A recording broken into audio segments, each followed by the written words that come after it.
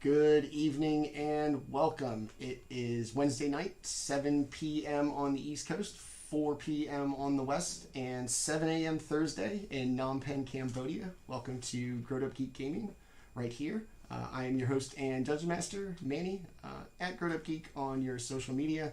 And tonight we present to you One Shot Wednesdays-ish as we present our four-part little Curse of Strahd speed run, I think is the term we've been throwing around. Something different. As you may notice, I am over here with the entire Twilight Mount cast, where we all played together with our fabulous guest DM, who has decided to make this set of monkeys her circus, at least for a couple of weeks. Before we get into our adventure, just a couple of things we got to plug here. A lot of this started for us to plug our Dungeon Masters Guild supplement that we did. Litza and I worked on Esmeralda's Dossier of Dread. 40 NPCs for all of your Ravenloft campaigns. They are all absolutely amazing.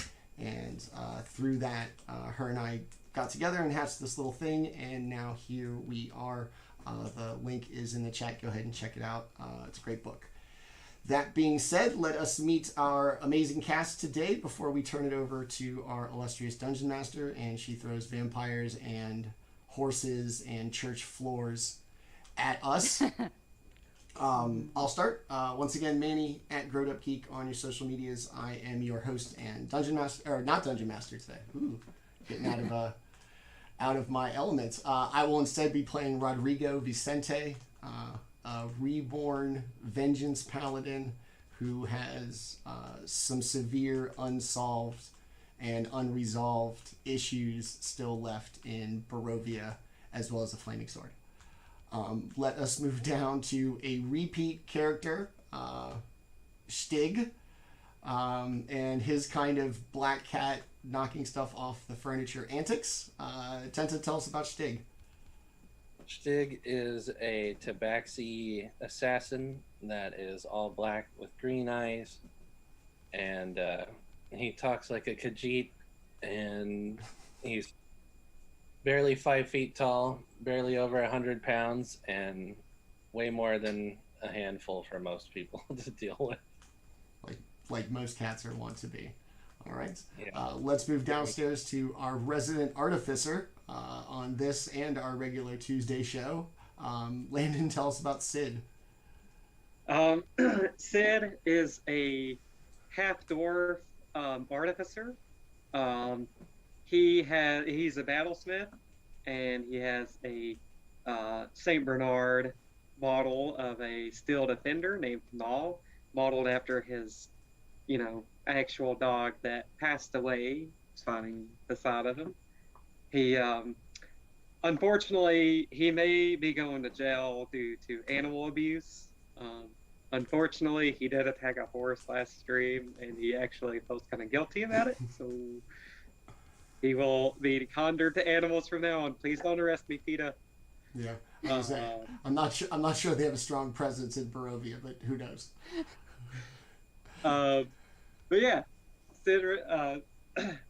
Citrus is ready to have a new adventure today. So awesome.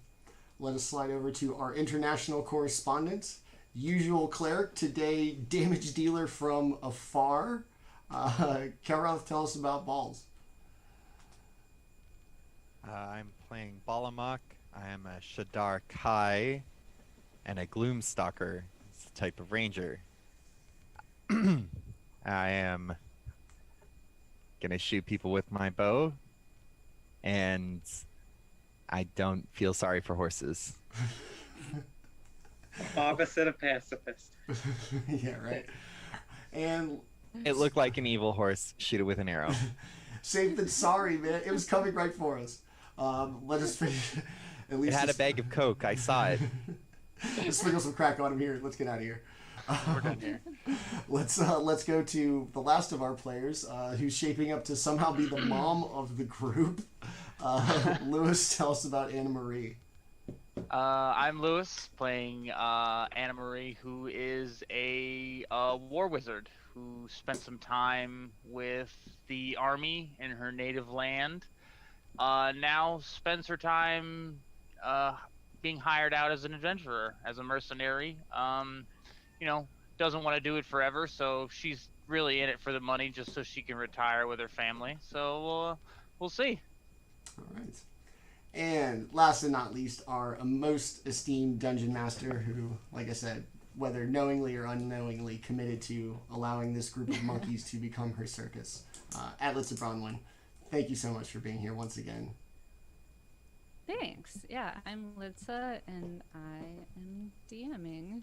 This is part 2 of 4 of Curse of Strahd, parsed down to the bare bones. So we're gonna pick up where we left off, or close to where we left off, which was our party leaving the village of Barovia with Irina early in the morning, setting off for the town of Vilaki when from the rolling clouds in the sky there was a thunderclap. Strahd appeared on the back of a black horse with a flaming mane and flaming hooves, surrounded by vampire spawn and zombie minions, and proceeded to charm Irina and attack the party. And after a bit of fighting, all of the vampires and the vampire spawn and zombies were slain except for one of each. Strahd and his horse disappeared, leaving the party and Irina standing in the street. So you have 2 live, quote unquote, enemies who, at this point, the vampire spawn looks very keen on running away. The zombie does not look smart enough to do so, and could probably be very easily dispatched by you. Yeah. I mean, you can hit things Shoot from it with afar. an arrow. I would say you can hit things from afar. Shoot it with an arrow. All right. Yeah, if you... It's evil and undead. Kill it. All right, you can very easily dispatch of both of them. I'm gonna if that's be what- a badass since I'm high level and everything. And I'm Okay. gonna knock 2 arrows and fire them and headshot both of them. All right, Just you to do so. show off. Okay. The zombie screeches and collapses, and the vampire spawn just bursts into a cloud of dust and floats away on the wind. And the village is silent once more, save for a faint wail in the distance and that constant presence of Strahd's castle up above. And it, as always, it feels like this evil eye looking down upon you. And Irina is sort of clutching her head, and like she seems to be sort of shaking off whatever had come over her, and she looks upset and angry and maybe a little embarrassed. Is she physically harmed? She does not appear to be, from what you can see, and what you witnessed was just her walking over to Strahd, and despite the violence going on, you didn't witness her being touched by any weapons. Okay. He did physically touch her at one point, but Whoa. Consent. you don't get the impression Strahd's big on that. Jeez Louise. What a This bad guy needs to come down. Yeah. Cancel him. Well, while Irina is over there with her head in her hands, Shtigg will walk up and put one of his short swords at her throat. Why didn't you tell me you're a friend of the vampire? I should kill you right now. He's no friend of mine. The way you act like a child looking at candy. I should cut your throat. You should cut his throat. He wouldn't be in my head all the time.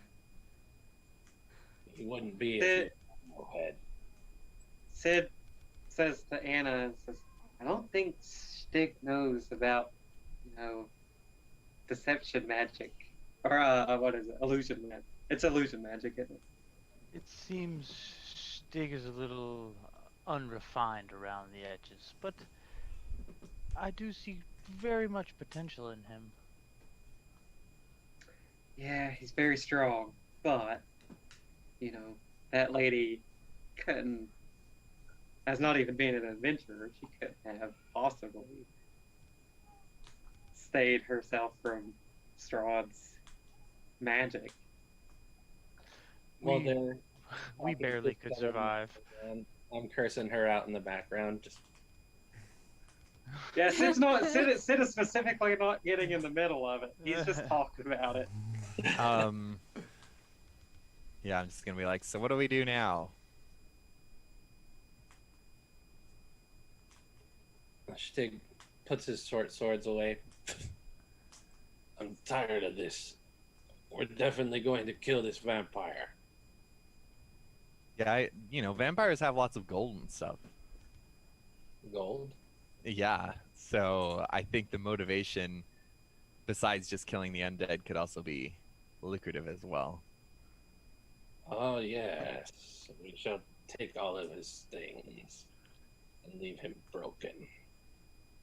Is the zombie and the vampire doing anything, or have they just kind of The vampire exploded into dust, didn't it? Oh, They have both been one-shot killed okay. by your shit archive friend. Oh, I better get rid of all the arrows that I shot last session.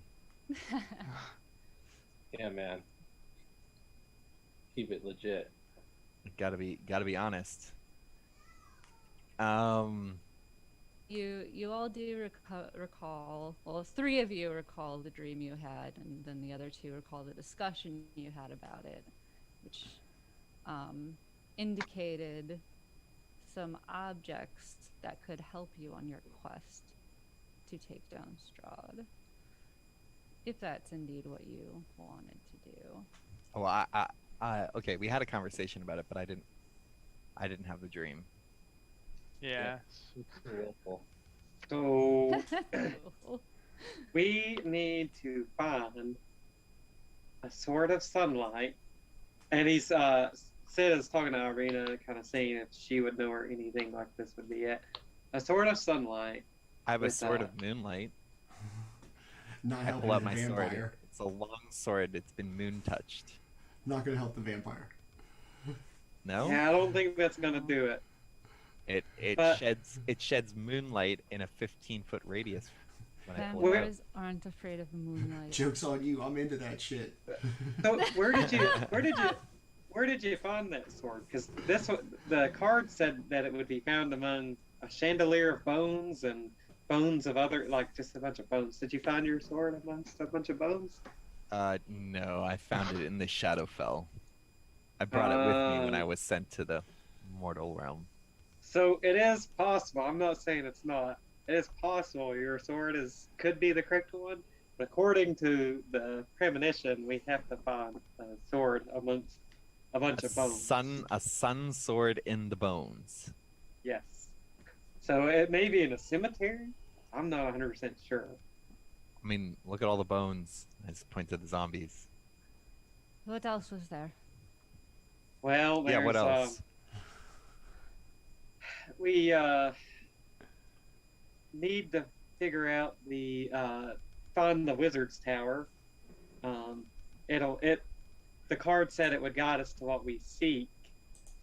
There's a holy symbol that would come in a carnival wagon, if you know any carnivals that come through. Though the man isn't what he's supposed to be. And Roderigo, make a history check.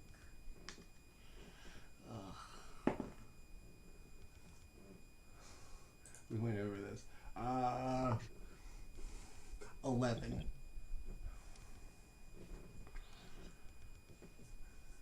You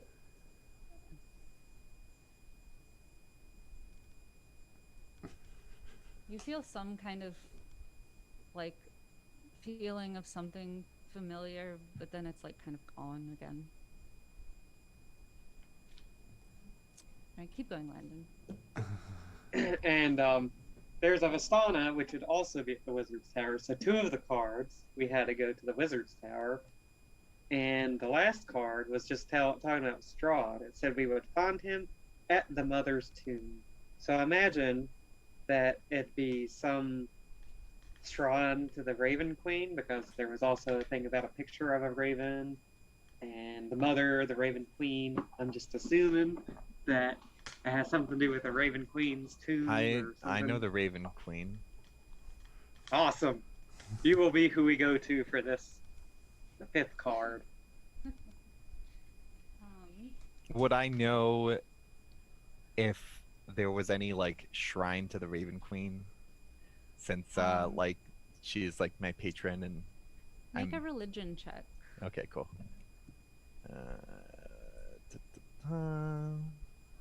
Nope. 7. Okay.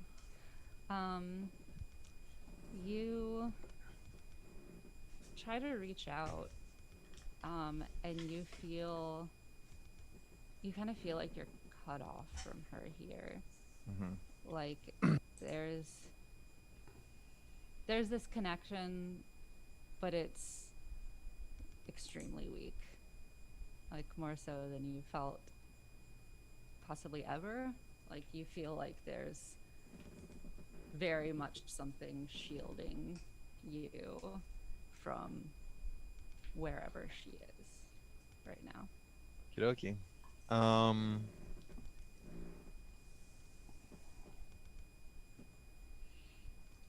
Well, okay. Chandelier bones, some kind of Raven Queenie thing. But there was a lot of things about bones, but there was like 3 things about bones. So I typed in chandelier of bones, and then the next thing I said bunch of bones. So I believe the Wizard's Tower or the Carnival might give us the next direction we might need to go.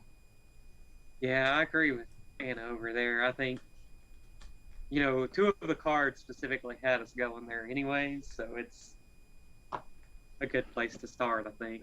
It also says we might find answers to the sword going to one of those places, so... Yeah, it did say that it would guide us to what we see come. So, I'll say we go there first. I guess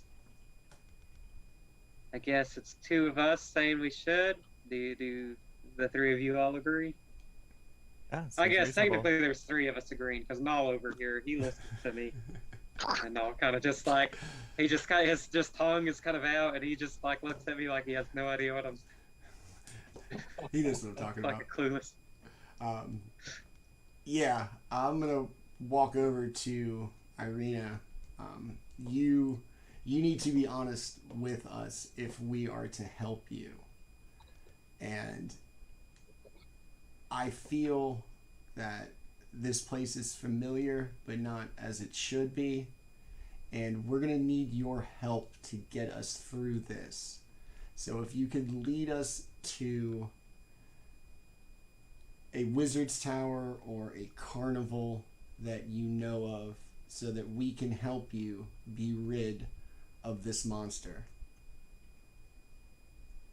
Do not know of a Wizard's Tower, and I'm not sure of a carnival, but I've heard tales of Vilaki putting on festivals. I don't say this because we were already headed there, I swear to you. Alright. Let us continue. But I'm keeping my eye on you. Yeah. It is only a day's journey. Very, very well. If we are able to go, let us go. Not waste any more Even time. Very well. If we stick to the path, we get there before nightfall, we shouldn't run into any trouble. Let us go then. All right.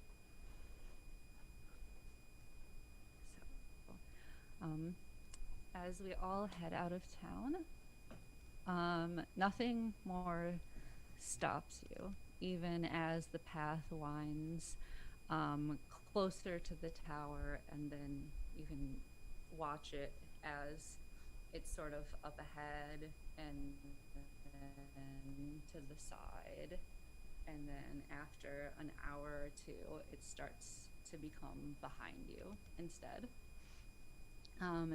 And even as you watch, you can sort of catch a glimpse of the road, and at some point you come across this, what used to be a stone archway but is since completely collapsed and just like crumbled into brush and nothingness.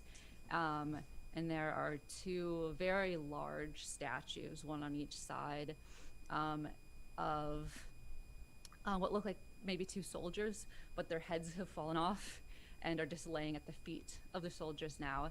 And just before this gate, which above it says the village of or I guess it doesn't because it's crumbled and gone. It doesn't say anything. But once upon a time it said the village of Barovia. But before the gate, another road splits off, and you can see it winding up to the castle. And as it gets further up, it's sheer cliffside on either wall, and you can see that the castle is actually in an incredibly defensible position. Anyone trying to siege the castle would have to go up this would have to like march their army up this very long winding path that could easily be picked off by archers and all sorts of things. And the only other way of getting to the castle would be to like climb up like cliff sides or something like that. Hard pass. But Irina will keep leading you unless one of you decides that you want to go to the castle instead. Not yet. Not yet. Good choice. Into the forest. So as you're traveling, unless she does say that at just like a steady pace, you can get there by nightfall. So if anyone wants to do anything like keep an eye out for danger would be a good one for somebody to do. If somebody wants to like look out for hunting would be difficult, but you could search for like like herbs, mushrooms, stuff like that if you wanted to while traveling. I will keep a lookout for danger. Okay, go ahead and roll a perception check. Alrighty. I'd also be keeping an eye out with my perceptive elf eyes. All right, go right ahead. I forgot where it is. Skills. There we go. Yay. Skills, perception. I got an 18. Excellent. I got a 24. Nice. Take Alright. that. Is anything anybody else wants to scavenge? That's the word I was looking for. Does anybody else want to keep lookout or scavenge or do anything? I guess I'll scavenge. I mean, Okay. I want to keep an eye out for. I want to keep close to Irina. Just Okay. it's probably the easiest thing to do. Is just something that's close by that I can see. Okay. Go ahead and make an insight check.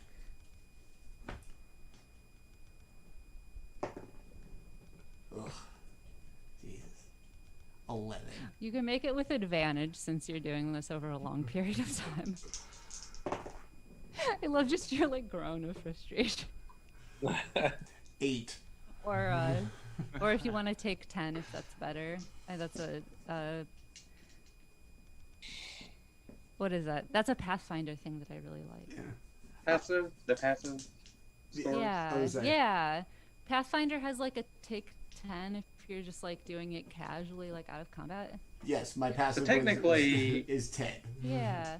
technically in 5e you're allowed to, as long as it's not like a stressful, like you can't do it in Yeah, combat.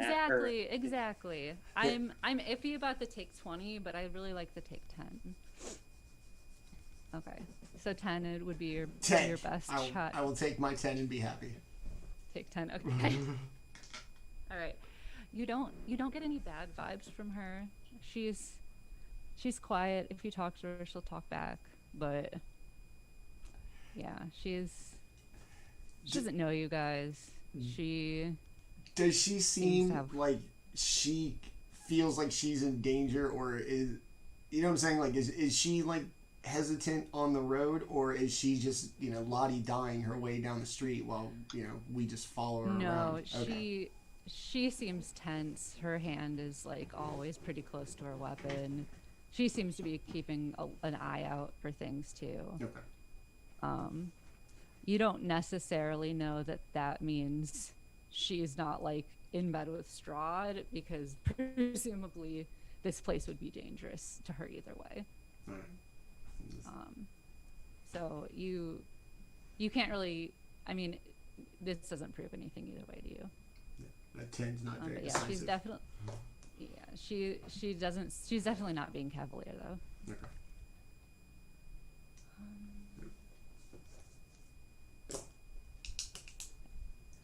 What was your scavenge? Anne-Marie? Survival 14. Okay. What exactly are you looking for? I guess or it would just- be just like any just sort of like base, like, you know, common knowledge, like herbs, or like just any sort of like anything edible that I had seen. Just you know, not knowing how long we're gonna be traveling and stuff like that. Just kind of like, you know, seeing it, picking it up, kind of thing. Okay. If you're looking for edibles, you will come across some, like some wild onions. Would definitely be the most common thing that you would recognize. They're definitely of a very stunted, hardy variety.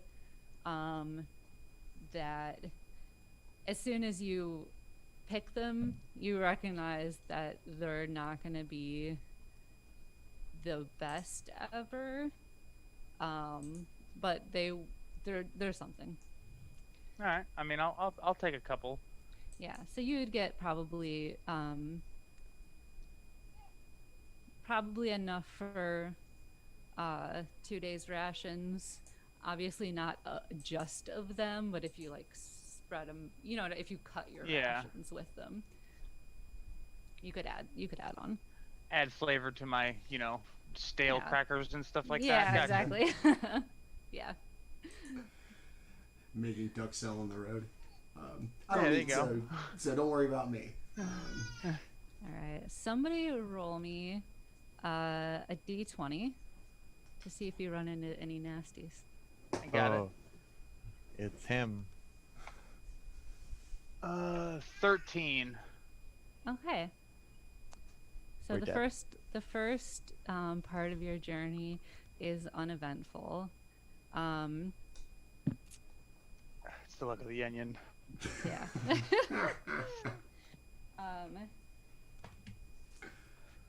Shtigg and Baul, you both hear like the noises of creatures, but nothing that bothers you or gets too close. It hits around midday, and somebody roll me another d20. 12. Right. You keep going, and once again, it's you hear like the howling of wolves in the distance. It's very misty, and the thunderclouds that were over the village of Barovia when you woke up seem to be following you. So it stays very gray and pretty dark. Like it's not quite. But nothing seems to be bothering you. You're a big enough group, and you have enough armor and weapons that even what Baul suspects to be a pack of wolves, perhaps even a pack of werewolves, doesn't come near you. They come close and then seem to move on. And then I can put up the first of our pictures of that misty, that very misty townscape. Yeah, you come up over sort of a hill, and then the road goes down from there, and you get a glimpse into a valley, and it's still a ways off, but Irina will point and say, there it is. That's the city. That's Vilaki. Never actually been there. It is ugly.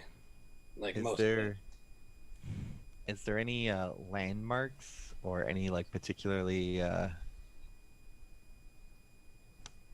standout-ish things about the town? Make a perception check. It's still pretty far away, and it is pretty, dark and misty, but you have those lovely elf eyes. Yeah, I hate when D&D Beyond does this, where like the dice lands on like its edge, and it's like, oh, you see 15, but then it says, nope, that was a 5, and you're like, but You're digital. okay, You're digital. Stop it. yeah, yeah. I'm like, happened on digital, man. there's no reason for you to be cocked when you're digital. Just the program should just never let that happen. Anyways, it says 12. Okay. From this distance, you can't tell much, except that it has a wall all the way around it, and it seems like a pretty solid wall. Not like a picket fence kind of a wall, like definitely a solid, sturdy wall that runs all the way around the entire city. Okie dokie. And it's sort of it's the shape of a T-bone steak. Oh. Now Sid and Null are both hungry. It looks delicious. T-bone steaks. Do I cheese, Hilton see oysters. any traffic? Like, is there anything going in or out of the city? Nope. No. Nope. That's a good sign. Mhm. March forward. All right.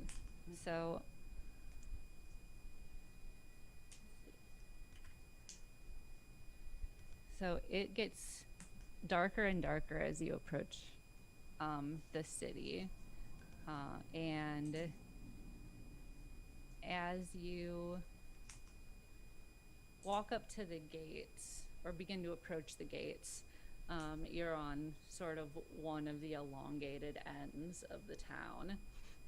And you can see that there are very specific entrance points to this town, where everything else is walled off, and there are guard towers attached to the insides of the walls. And the road that you're coming up has big wooden stakes planted in the ground on either side of the roads, with wolf heads piked on top of them, like the tongues lolling out, 3 on each side. And the guards are sort of looking at the sky and starting to close the town gates for the night when they see your group approaching, and lower their halberds sort of in a sort of pseudo-defensive stance, not too aggressively, but like they're definitely going to interview you before they let you enter. Like, "Aye, who approaches?" I'm gonna pull my sword out just because I don't trust people. We have come to take refuge from the beast Strahd and protect our friend here. And I'm gonna point to Irina. She'll like give a little nod. And they're like, huh, I see. You're from the village of Barovia, I take it. That is where we came from, but that's not where we are from. Certainly. I'm from somewhere Adventurers. nice. Oh, of course you are.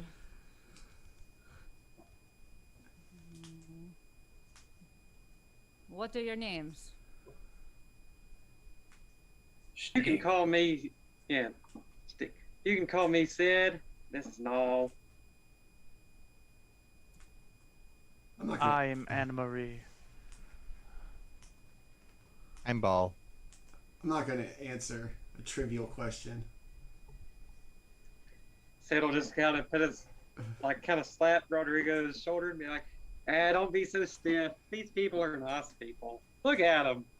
They're nicer than that one vampire that you helped save.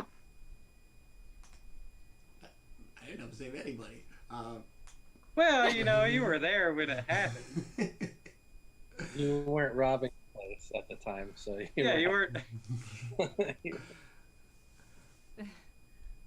I see.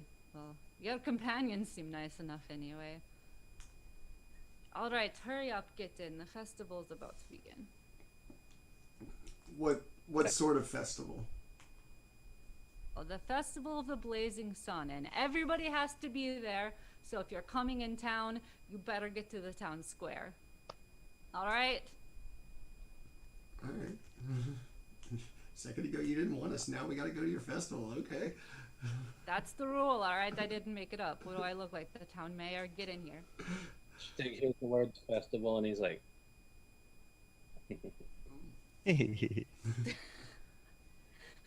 Sid will say, we're going to hang out on the outskirts. Null here doesn't like a lot of people. It makes him a little nervous. So we'll watch, but we'll be at the outside of the crowd. That's okay with fine. you guys. So long as Yeah. you're there, it's fine. Awesome. Okay. Have fun. I will. So I know you did that one stealing thing in secret, but we know you're pretty thefty, right? Oh, I mean, you guys know I'm a cut purse and that I really enjoy it.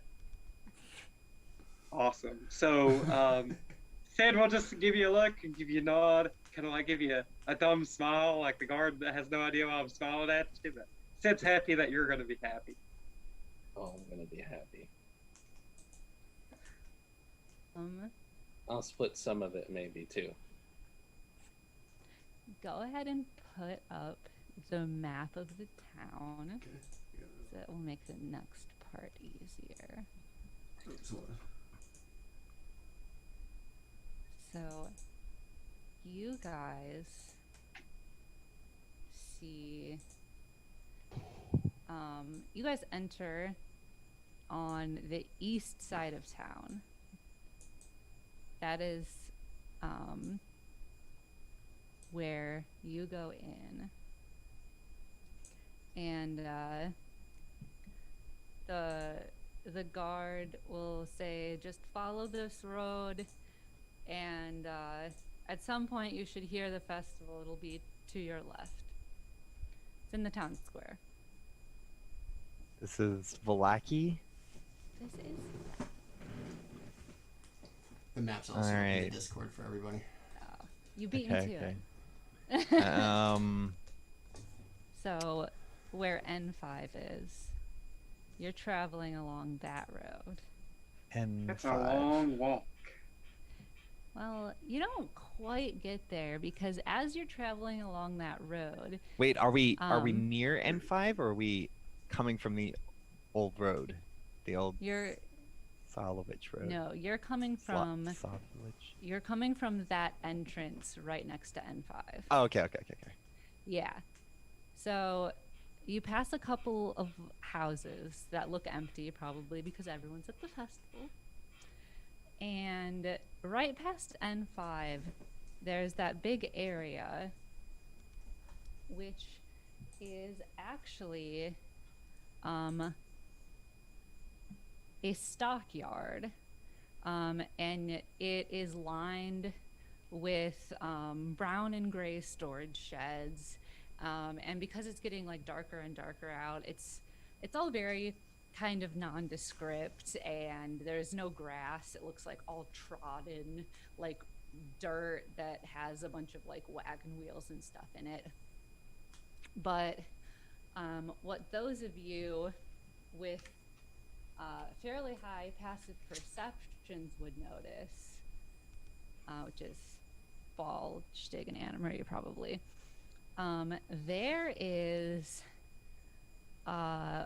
fairly brightly painted, though splattered with mud, carnival wagon laying on its side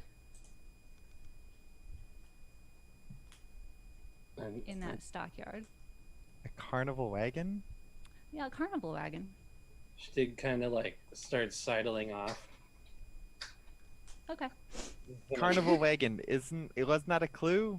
That's a clue. Yes. Yeah, that's where the holy symbol. I'm gonna go looking through the carnival wagon. When you See what approach I the can find. carnival wagon, you notice something kind of interesting. The back doors are hanging open. Oh.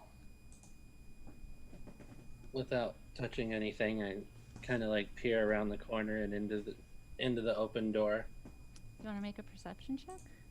Yeah. Wow. 21. It looks like the inside of the wagon is stained with blood. Oh, you. And there's also like big scratches on the inside. Like Werewolf? big scratch marks. Nothing shiny. You don't see anything shiny in there. You just see like a lot of blood and scratches and kind of like crusted onto the floor what looks like maybe like dried bits of meat, like raw meat. I'm come walking back over to the party. That is disgusting in there. Very gross. Is it like... Is it human? I don't know. I didn't try it with my mouth. Was it rotten meat or was it like just raw meat? It smelled like rotten meat.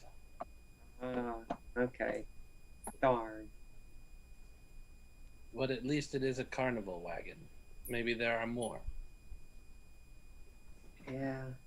That card said that a man who would be found at the carnival wagon would not be what they seem. So maybe he's using illusion magic to keep us away from the carnival. Because it was the illusionist card. I found no man. I did not smell a person. There Illusion does magic. appear- Sorry. No, go ahead. Illusion magic can be pretty strong No, and could distort your senses. no. This is cat nose. Very good nose. I think Sid's just going to point to Anna. So I think we need an expert on matter of illusion to check this out. Just I trust you, Shtigg, but illusionists, they're tricky.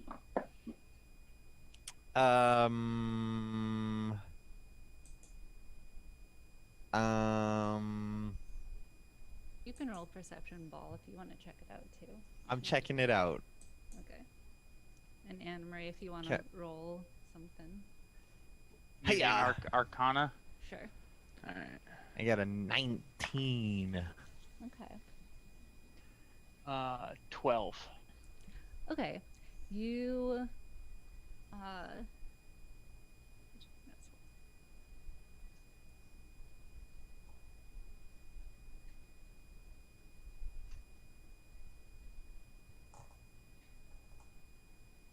I'm going to give Anna Maria +5 to give them a 17 Arcana Okay. as part of my flash of genius. Hey.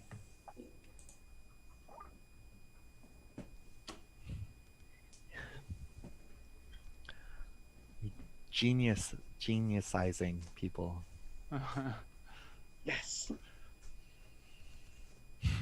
I mean, this one, because I'm also like proficient in Arcana. This could probably just be me helping the investigation or something. You pick. So if people are So smarter just being confused. around you. Like, hey man, we're hanging out with Sid. Man, I feel a lot smarter with that guy around. I don't understand the symbol on D&D Beyond for like clothes or cloaks. It totally looks like a piece of cake. Hey, is that a bad thing? I just don't get it. It's got to be something logical, like my sword or my weapon is a sword symbol and my armor is like an armor symbol.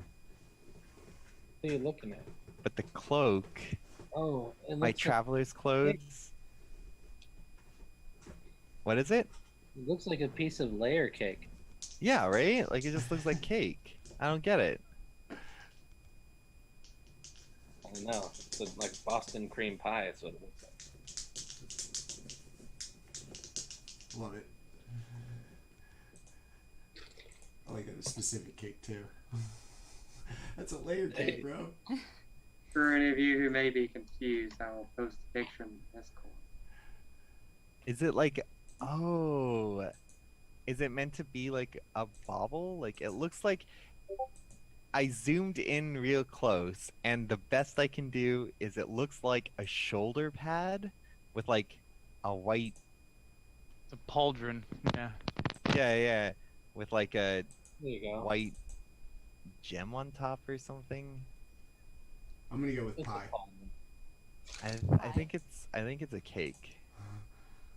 That's a pauldron. I'm gonna go with pie. No, I think it's cake. It looks like a multi-layered cake and there's like a cherry on top. The cake is a lie. And like it's got like a cookie crumble bottom layer. It, yeah. Dude, I'm I rolling. feel like it should have just showed like a ring or something, like an accessory. What did I get on my Arcana check? I was trying to look Cut it up, these but I can't find it. dingleberries But I'm off. pretty sure I remember the answer just off the top of my head. 1 second.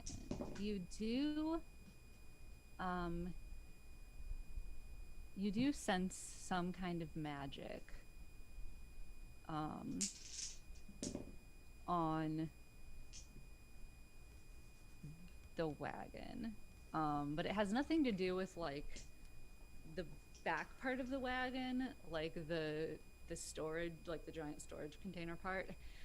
On the front of it there is like a place for like a driver to sit. There's like a plush seat and like reins, and on that part, like where somebody would sit to like hitch up horses or whatever, that you can sense there's something magical about that area. Do I get the sense that they're using magic to basically drive this cart? That's a good guess. Okay. Yeah. Well, from where I'm from, like stuff like that really isn't an uncommon thing like that. So if I get the sense that the magic is coming from like the driver's seat slash like harness, that's what Anna would assume. Yeah, that seems very reasonable.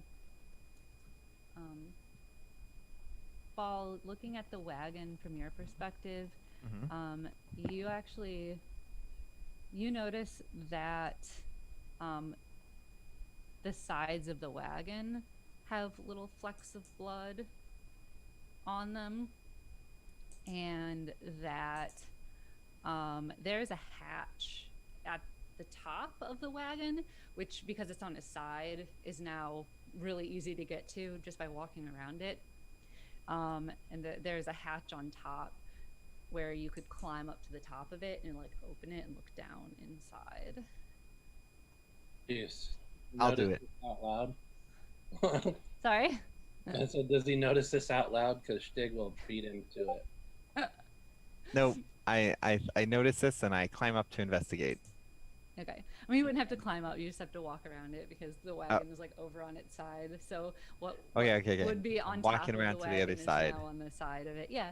And it pops open. Okay. Just a And I hatch remember that- I got awesome dark vision and everything. What can I see inside? I poke my head. You in. see basically the same thing that Shtigg saw. There's just like blood kind of like smeared on the walls, and you see like little flecks of meat, and you see claw marks. Like a wild animal was trapped in here.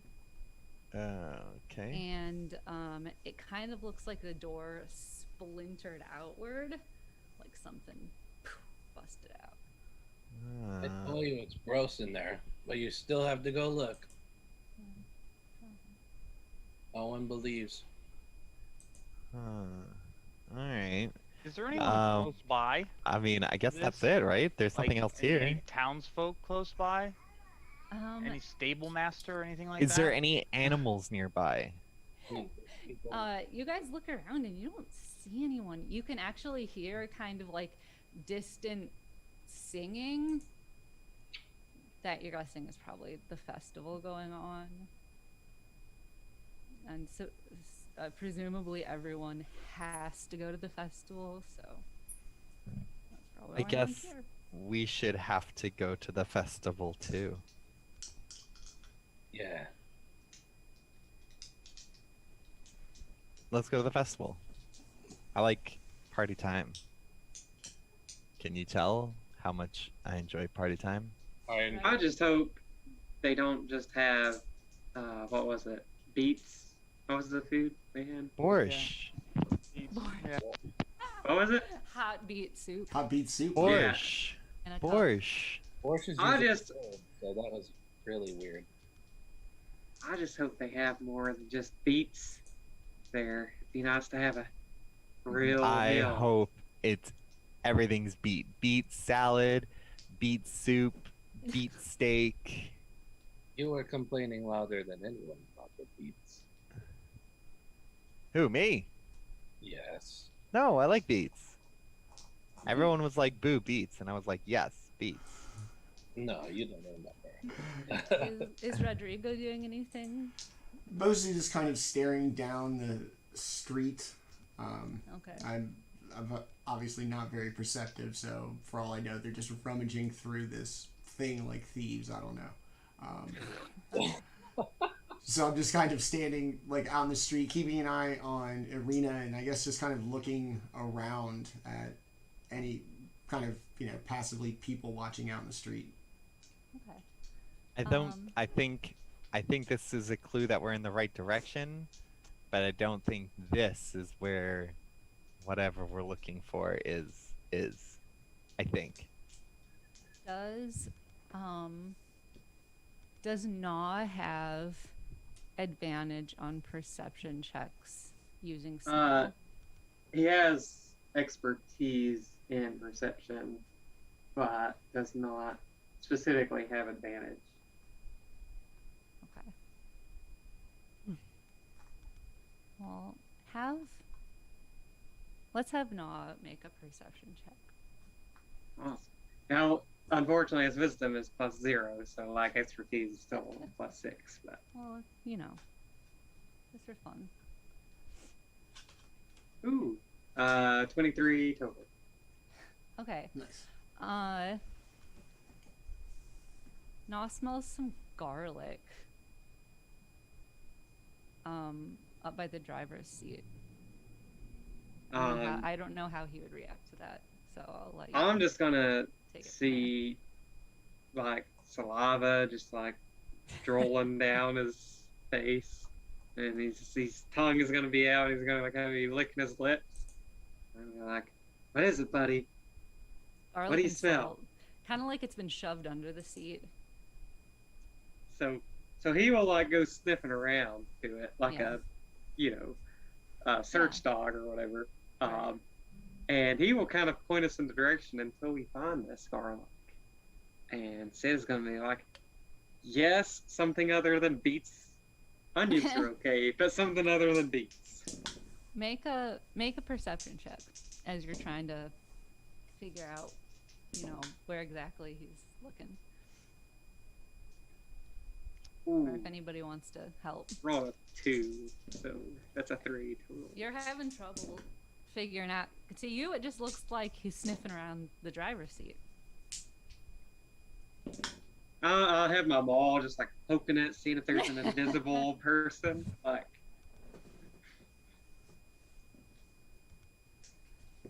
I'm gonna start moving towards the festival. Okay. I wanna investigate the festival. Okay. Yep. someone help me find the garlic though.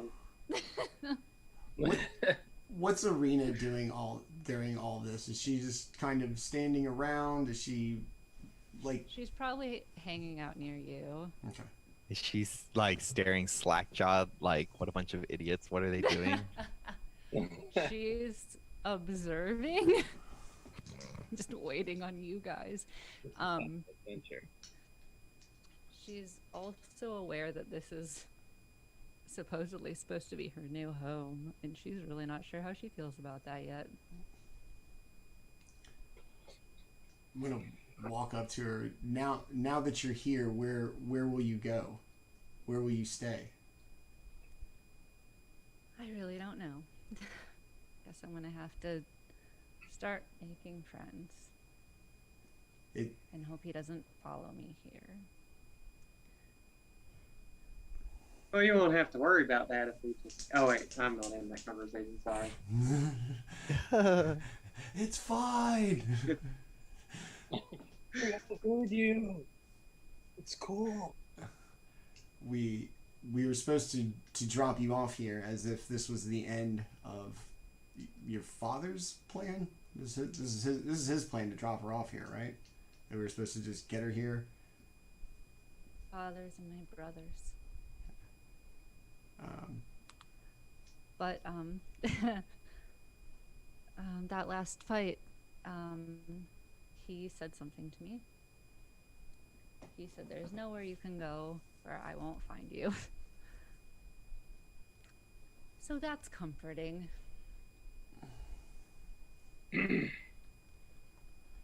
Once we find the things that everybody else saw in their dreams, you or this land won't have to worry about him for too much longer.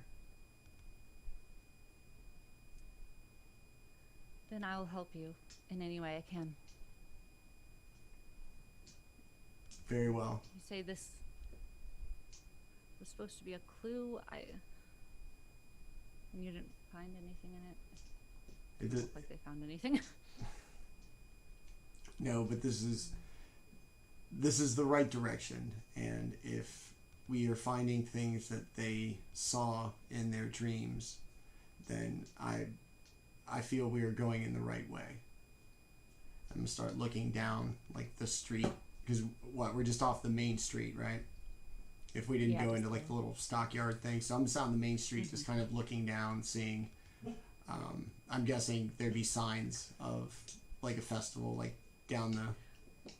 Yeah, you can kind of see a few lanterns, and then you can hear the singing that's going on, or like chanting or something.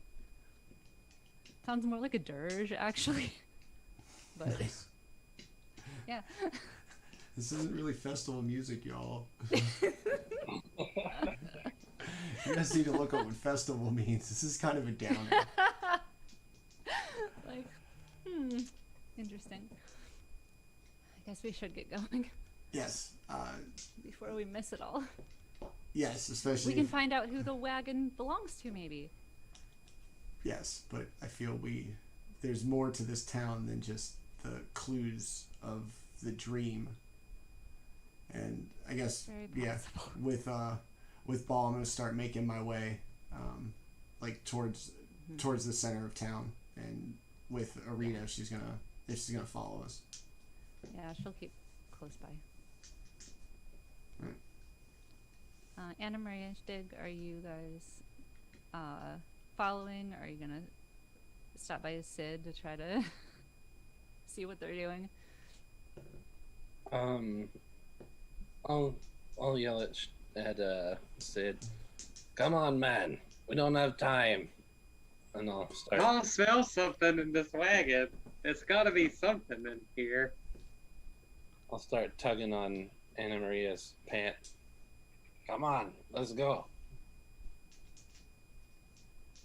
If he says there's something there, there might be something there. Well, we'll catch up with you at the party. It's not like it's going anywhere. Oh, you guys. All right, I'll just... Look, we know you're going to need to be on your own for your special activities anyway, so we're just going to slow you down.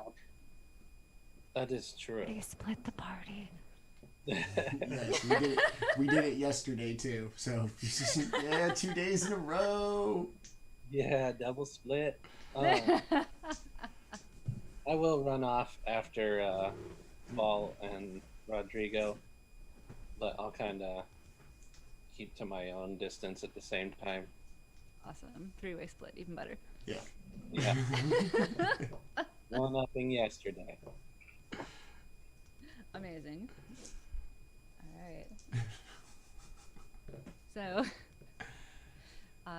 you approach this festival, and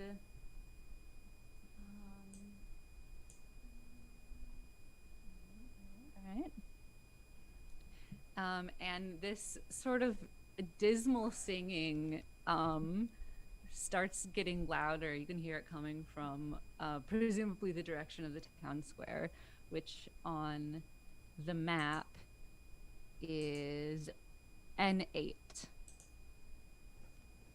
So not too far up. Right above N6 is where the road splits, and you can head downward into what becomes the town square. So as soon as you pass down into that little road that swings down, you begin to see like lights, sort of like paper lanterns, sort of almost haphazardly hung from houses, and you see some flyers that have actually been stuck up on the sides of houses and up on like some poles holding torches on the sides of the roads, and you can put the flyers up, and you see a couple of old flyers that haven't gotten removed and are sort of like rain splattered from the last festival, which was the Wolf's Head Jamboree. Nice.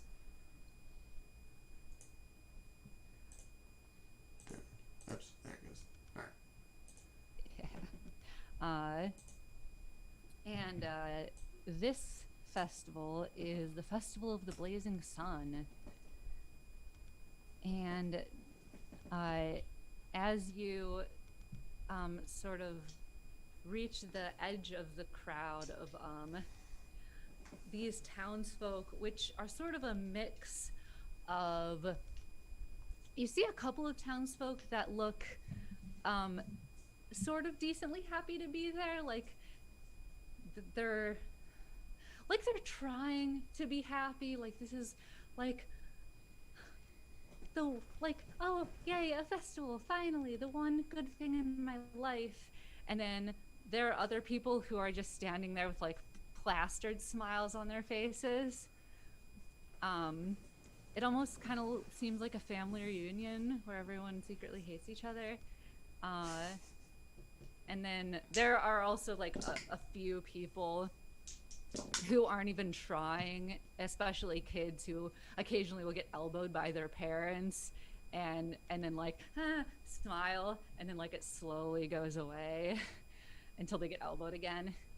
And they're all looking in the direction of this parade of children that are coming from the opposite direction, that are wearing flower costumes. They're like drooping, sort of sewn together, like their faces are the flowers, and then their bodies are like this sort of like ugly, like dyed green color for the stems. And behind them are a group of men and women carrying a 10-foot diameter wicker ball. And behind the giant wicker ball, you can see a man and a woman up on horses. And he's fairly pudgy and dressed in pretty nice clothing. And she is in a very nice dress with like just a huge smile on her face, just like the biggest smile you've ever seen in your life. And she's just beaming at everyone, but it's a little manic. And he's also smiling as if he's just blessing everyone with this wonderful festival. All of these wonderful festivals. Aren't you so happy to be here? And the woman is carrying a bouquet of flowers. And as they reach the center of the square, the men and women carrying the giant wicker ball hoisted up on this constructed wooden stand. So it's like up high in the air, and someone moves forward to give the man on the horse, who is now getting off of the horse, a torch. And you can hear the clouds, the really dark, like low clouds above you, sort of rumbling. And we're gonna go back to Sid and Anna Marie for a second. Anna Marie, you can see Sid poking around this couch cushion, and Gnaw is gnawing on the cushion of the driver's seat, which doesn't seem to be affecting the magic of it at all, from what you can tell, though it is kind of roughing it up a little bit, more so than it was already roughed up. This wagon's seen better days. If you want to try to see what the heck they're trying to get at, you can make a perception check. All right. Go ahead and do that. Okay. Let's see, perception. 18. All right. So you kind of like gently move them aside so you can get your fingers in and poke around, and you find a little latch. And as soon as you press on that latch in the right way, it's like a car hood, it just pops up, the whole thing. And there is a compartment under the seat. And you can see that it contains just a bunch of different stuff. Like a bunch of little bags of things and a chest. Yeah, I'll start poking through. All right, you find a prayer book that is in a like a water sealed pouch, so it won't get damaged. You find a healer's kit, a silvered short sword, a hand crossbow, and 20 silvered crossbow bolts. Damn! You find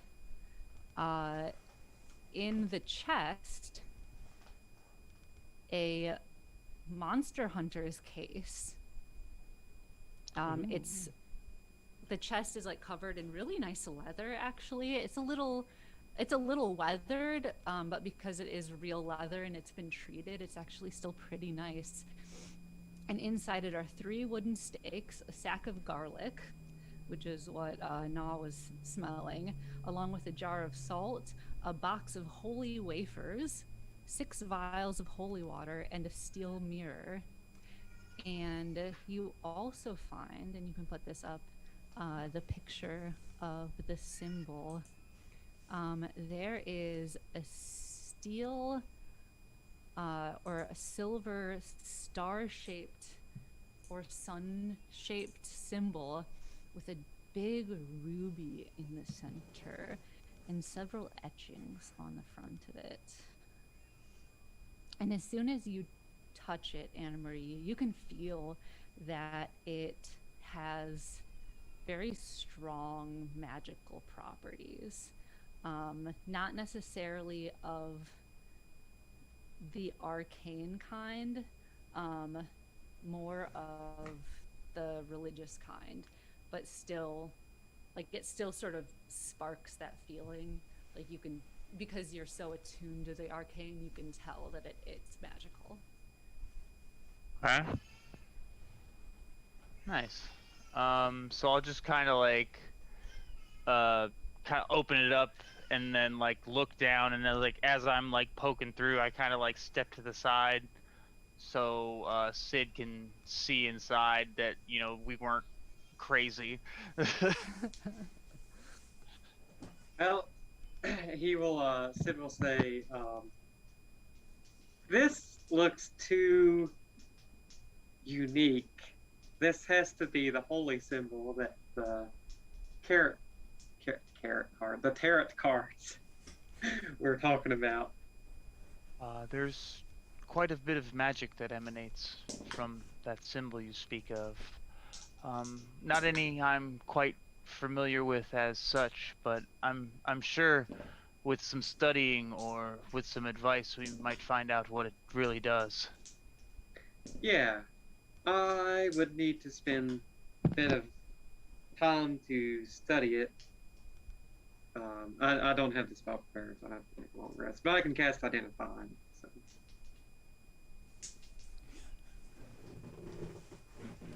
All right. So, Shtigg, what are you doing? Presumably you weren't too far behind, so you kind of saw this sad procession of children and what was actually the burgomaster and his wife, which is, you know, the city's version of a mayor. I'm finding groups of people that are all looking towards the festival and walking behind them with my claw out, going and slicing open their purses and taking what I can out of it. There are most people certainly do not look very well to do, though there are a few on the wealthier, you know. There are a couple. I poached them. I try to track them down. Yeah, I assumed as much. They're definitely the better marks than others. Go ahead and roll me a 2d6. All right. 5 and 5. All right. You end up with a total of 10 gold at the end of it. It's not all in gold. It's definitely mostly copper or silver, but however you want to record that. Okay. So, yeah, you actually end up making off with quite a bit, considering how sad this crowd actually looks. You just have to know whose purse to cut. That's right. After I pocket them, I'll start heading towards Roderigo with like a little stupid smile on my face. Baul and Roderigo, as this procession of children, as you watch them approach, and then the burgomaster and his wife, is there anything that you guys are doing? Or are you just observing the festivities? Does there look like there's some sort of like authority to kind of enforce this see like you have to go to the festival, fake smiles, blah blah blah. Does it look like there's somebody here that they're trying to impress, or is this just amongst what it looks like to be the citizens of Vilaki? You look around and you see probably about a dozen to 2 dozen guards around the perimeter, and sort of like a few scattered in the crowd. But other than that, you can do perception or insight, I don't know, or if you can make a case for something that you're better in. I'm pretty terrible at everything, so no.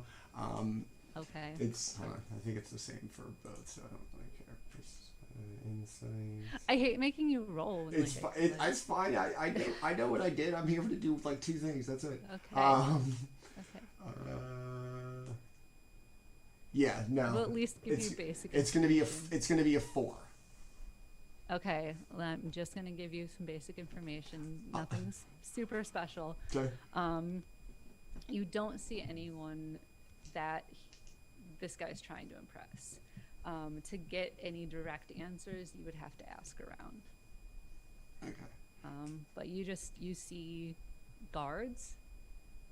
You don't see anyone resisting this. It seems, especially because you saw like flyers of this festival. You saw flyers of the last festival, which seems to be exactly a month ago. That leads you to believe that this is a very common occurrence. These people seem to be pretty used to this shit by now. Do the guards look impressive, or are they just some middle-aged guy in like some shitty gig who just does this for? Or are they like they worthy of like being afraid of? They look decent. They have numbers. They have very decent armor. They all have halberds. The walls you saw are pretty dang thick. They have guard towers. I mean, the town seems well provisioned and well defended. And yeah, they seem to be pretty well armed and armored. Right. They all seem to be in good shape, from what I can tell. You haven't seen them in action. Sounds like a police state. Apart from that. Got it. Okay. I'm just going to continue to kind of look around and I guess figure this all out. Like the kids are creepy as hell. Some serious like midsummer vibes going on here. And you get some you get some vibes of like some people are super into it, but most people are just playing along until they can leave. Right. I'm keeping out for Shtigg, make sure he doesn't get in trouble robbing people. And he just popped up beside you like, what's up, guy? He looks like he's in a good mood, so whatever that says to you. I hope we get a chance to help these people before we run out of town for your antics. Oh, don't worry, I helped them. Did you at least make some money? They will save their backs carrying those coins around. Okay. All right. It's not like that time you got a bag of lentils and we're very proud, so okay. Hey, those were really good lentils. You just keep telling yourself that. Frustrated you brought up my failure, and that's stupid. Anna Marie and Sid, how fast are you guys booking it to the festival, or are you taking your time? I would say taking. I'm not running. I'm walking. Okay, so you guys are making your way down the street. You're seeing a little bit of torchlight up ahead. You hear some singing, and then it stops. And you still got maybe a minute of walking to go. At the festival, the burgomaster holds up the torch, and you watch as the townsfolk who are carrying it take turns splashing it with oil, and there's like some thunder sort of rumbling, and the people around you, like a couple people around you, kind of like look up at the sky, and then they very quickly go back to like smiling and like as the burgomaster like looks around at the crowd, and he's like like making sure people are like having a good time.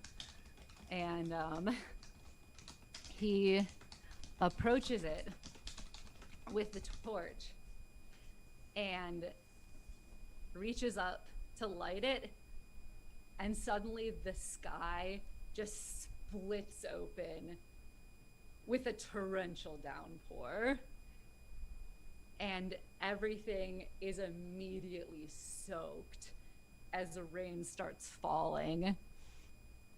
And the townsfolk all just like with surprise, and like some of them are like trying to like cloak up over the head, and a few people on the edges of the crowd are like sort of ducking for cover, and the burgomaster is like, all will be well, everything, all will be well, and he thrusts the torch up into the wicker sun, like trying to light it still, and it just splutters out. And you see one of the guards just like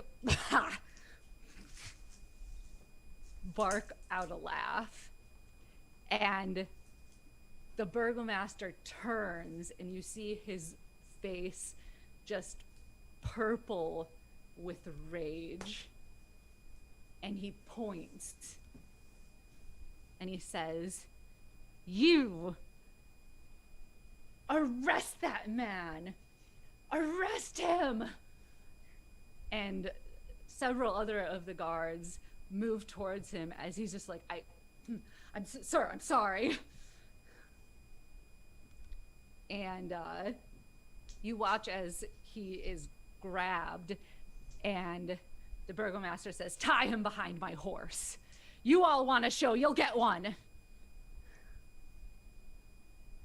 And they begin to do it.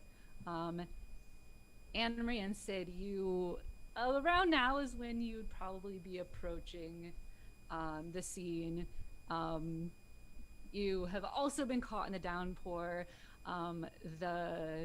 The road and the town square is now getting pretty muddy and slick.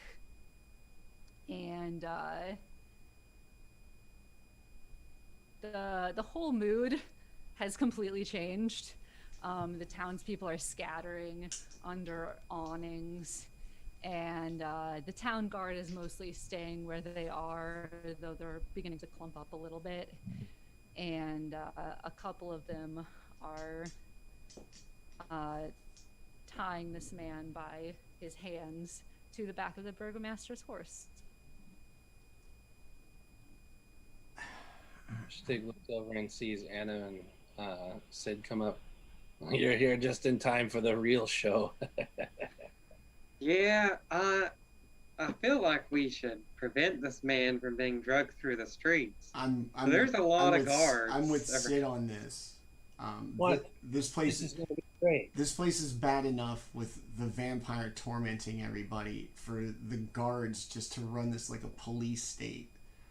This, and I'm going to gesture vaguely about, this is a sham. Like, these people are miserable, and this is not going to make it better for them.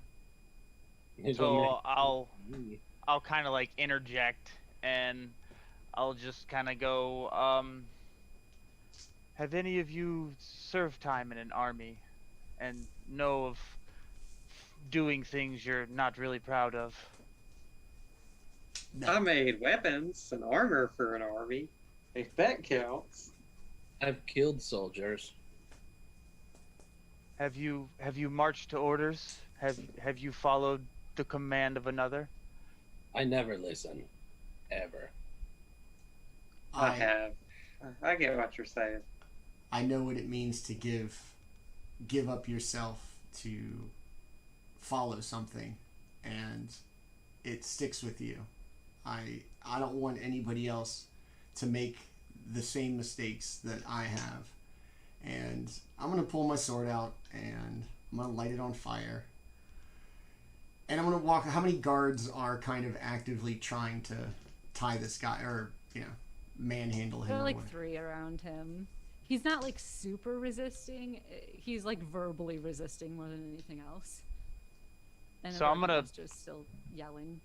plead with Roderigo before he like basically gets us all killed for no reason. Yes, please. One final question.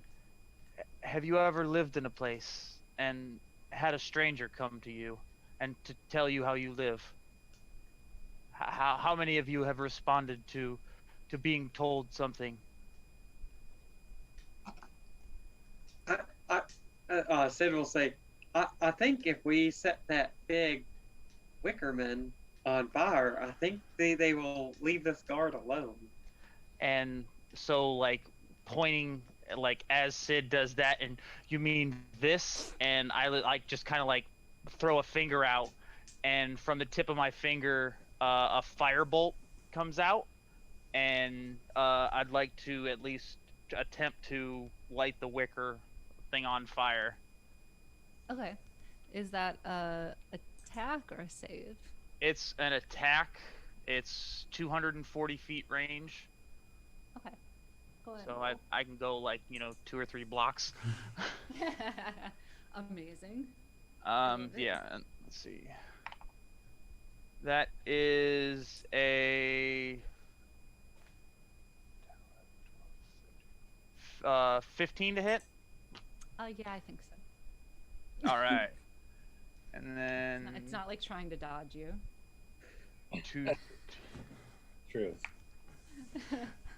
Wicker Man's quite agile. and it takes 15 fire damage. Nice. Okay, so some of it gets blasted away. But the rest of it starts to burn. And the rain is trying to put it out, but it is also magical fire, which you think is helping. Also, the rain is starting to abate. It can only downpour for so long. The clouds only hold that much rain. I think. I'm not a meteorologist.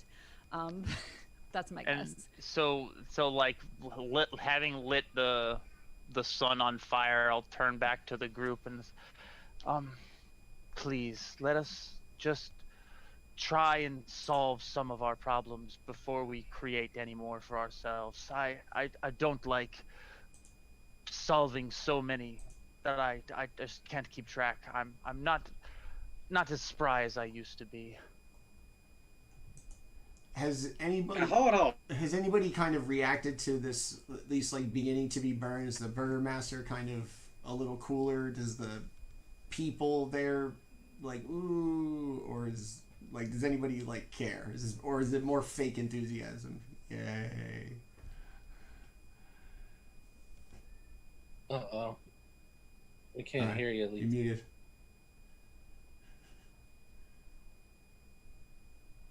Huh? The burning sound of the fires. What? It's so loud. Can you hear me now? Yes. Yeah, we can hear you. Yeah. Okay, sorry. It like pooped out. Yeah, the townspeople definitely don't care. They've already sort of scattered. The guards look nervous. Like they're kind of on your side. Some of them, they're hard to read. The Burgomaster's wife has also retreated somewhere. You don't see her anymore. Makeup. He looks angry, and he doesn't really seem like he cares that much, especially now that the festival seems to have been interrupted and ruined and has not gone his way at all. And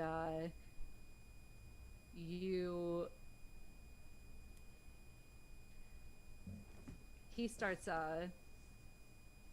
yelling for the townsfolk, and he also turns towards your group, because you're here now and you're apparently some of the only people observing anymore. So he's like, for the amusement of all, and struggles to climb back up on his horse and kicks it to get it. To drag the person through? Yeah. I'm gonna cast web right on the horse's feet. Very nice. Dude, one episode. Just leave a horse alone, for God's sake. I'm sorry. But this is the only Sid versus way. horses. At least the horse isn't hurt. It's just. I love you so Alright. much. So, I mean, we fight horses. I did not intend for this. I tried to save him through the Wickerman. Beautiful. Okay, is that an attack or a save? It's a 18 dex save. Wonderful. That's a rough thing. Not No, definitely not. I don't even have to look up a stat block. Definitely does not save. So in a 20-foot cube, or I guess a square because it's on the ground, around the horse, it is sticky in that area. So Okay. anything that was in that area needs to make a dex save. Wonderful. So They want to free themselves. It's a strength save. It's probably better for the guy who was about to get drapped. Maybe. He's just gonna get drawn and quartered. Maybe not better. Anyway, so the horse tries to go and then can't, and almost sort of does one of those like almost trips, and then is just trying to catch his balance, and the burgomaster yells, "Interlopers! Fiends!" And he like points at you and he's like, "Arrest them! Strip them of their weapons!" And then guards turn and start coming for your group. Then we'll look to the group like a sorry. Hey, man. I just don't like horses. You know, I saw a horse sitting there. I just had to do something to it. You I just just had don't to. like horses. Roderigo. And Roderigo doesn't Everyone- like police. Roderigo's not a fan of police states and compulsory activity by the government. So this is my "don't tread on me" movement. Wonderful. Yeah. As the horse kind of comes to like its halt, I'm gonna walk up and I'm gonna cut dude free. Cut the rope from the saddle Wonderful. to his wrists. So he can Perfect. bugger off or whatever. Okay. And I'm gonna stand there in the middle of the street, flaming sword, just whatever the non-verbal communication of fuck around and find out. I'm gonna do that. I love it. Whatever that is. Awesome. I love it. I love it so much. Go ahead and everybody roll initiative. As a tiger suddenly jumps out of the shadows. Wait, what? What is this? A Jungle Book? It's turned to carnival, guys. The man is not what he seems. This is a were-tiger. And the guards whirl, and any townsfolk that have not already super left are also fleeing the scene. I feel like if Sid participates in this battle against the tiger, he will have animal protective services called against him. Remember when Irina said she was gonna have to make friends? Sorry, girl. You're that girl with all those assholes who killed the tiger and beat up the mayor. Like, yeah, that's me. Yeah. Nice to meet you. I'm new in town. Well, you make friends with us first. Is Yeah. what the point is. Yeah, sorry.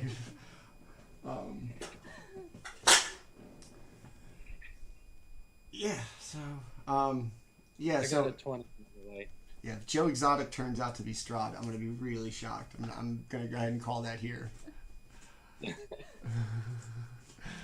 Never going to financially recover from this. I rolled a 9 on initiative. What? I did better than that. Yeah. Maybe, unless Dustin crushes me. Probably. I got a 10.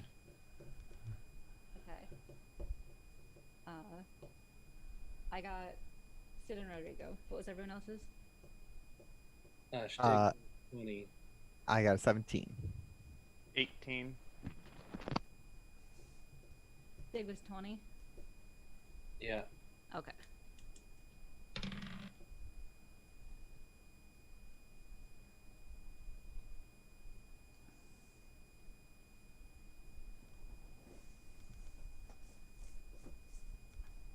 All right. Shtigg, what would you like to do? I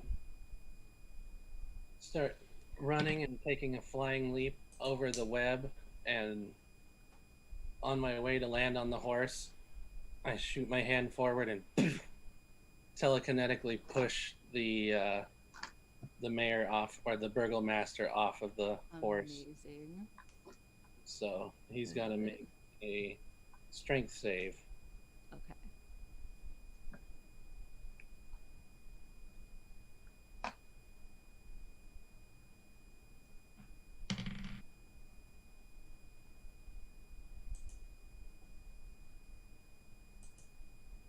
I'm being nice by pushing him.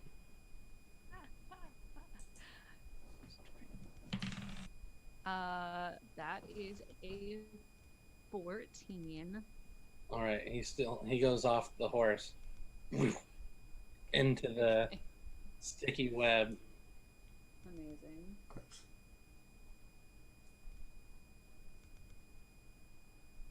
Would you like to stay up on the horse? Yeah, I'm standing on the horse's back now. Awesome.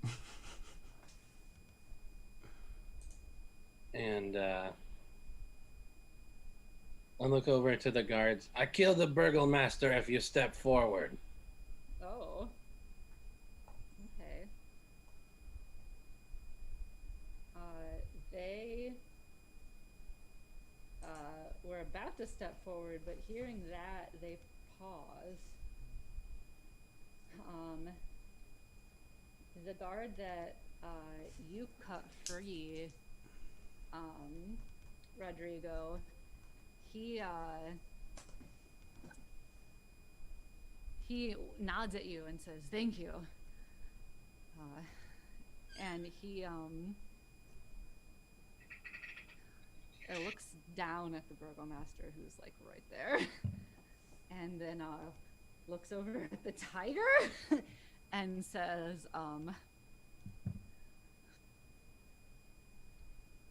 "I don't know what that is, but it's not good."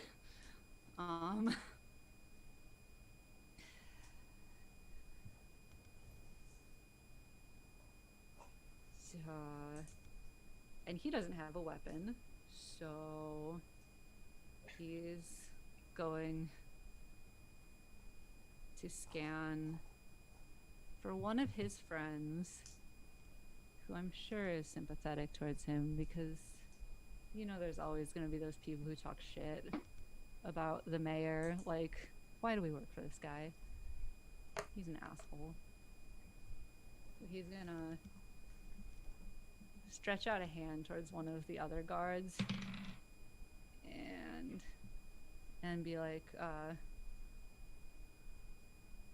"Throw me a weapon, come on, man." And the guy's just like, They rolled really badly. My persuasion. It's like, man, this guy didn't have any friends.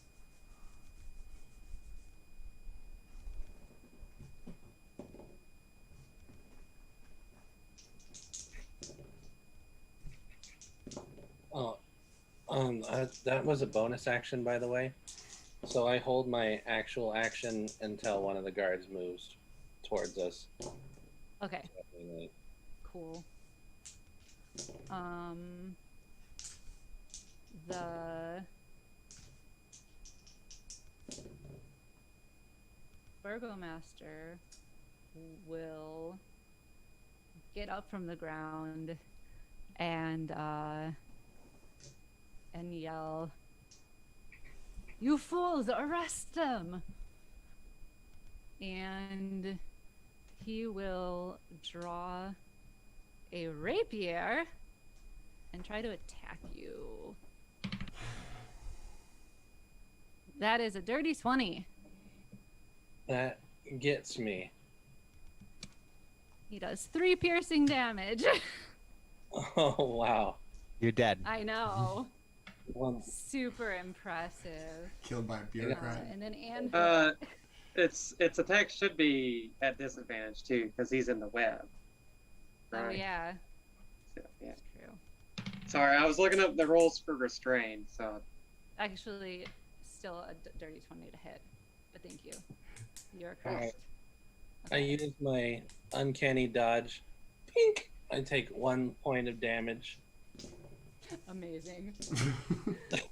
He slightly nicks my shoulder. I'm like, ow. Ow.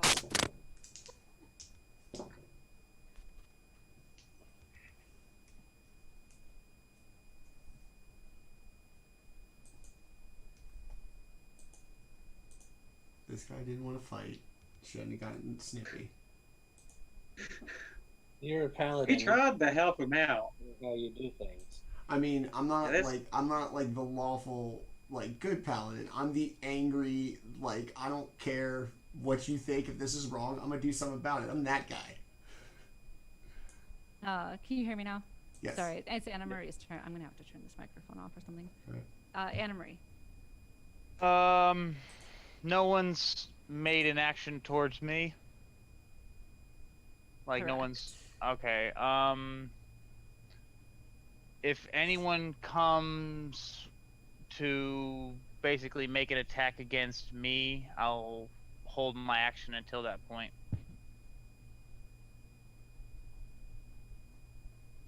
Okay. Baul, what would you like to do?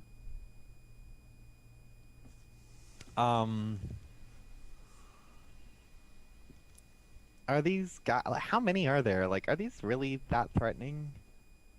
Are these just a bunch of like guardy dudes?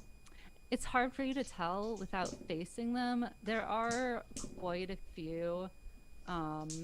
They definitely look more intimidating in groups.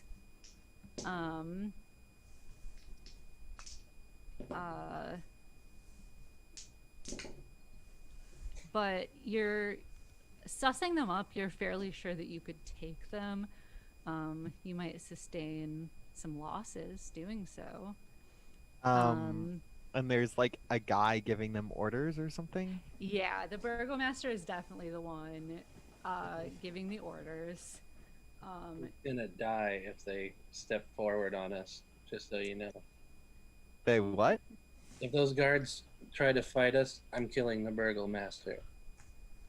Yeah. So- Oh that yeah, was I Shtigg's was threat. like, yeah, I'm There's like, I could also just a tiger. a that- tiger. Oh yeah. I mean, like, well, I was just gonna say, I mean, I could just like pin cushion the burgomaster. You could. I got him. That's definitely an option. This is basically like our Mexican standoff Yeah, moment. And with the like tiger. Anna Marie is just waiting there, like her hands on her hip, just waiting. Like And I can tell you, Sid cares nothing about the guards. He just wants to attack that tiger. Something about, something about animals. Yeah, we get it. Yeah, we get it with you, Sid. Wait, there's a tiger. Yes. Yeah. Hold on 1 second. Oh man, a tiger. It's not me. Tiger is out. Hold on. The tiger. Tiger. It's not even me. Oh shit. It's just actual tiger. We're having fun. I'm going to use my action to cast. Oh wait, no, I can't do that. Oh wait, no, I can. Okay. I thought the cast time was 10 minutes. It's not. It's one action. Okay. I'm going to cast Speak with Animals. Okay. Awesome. Oh boy, this is gonna be fun.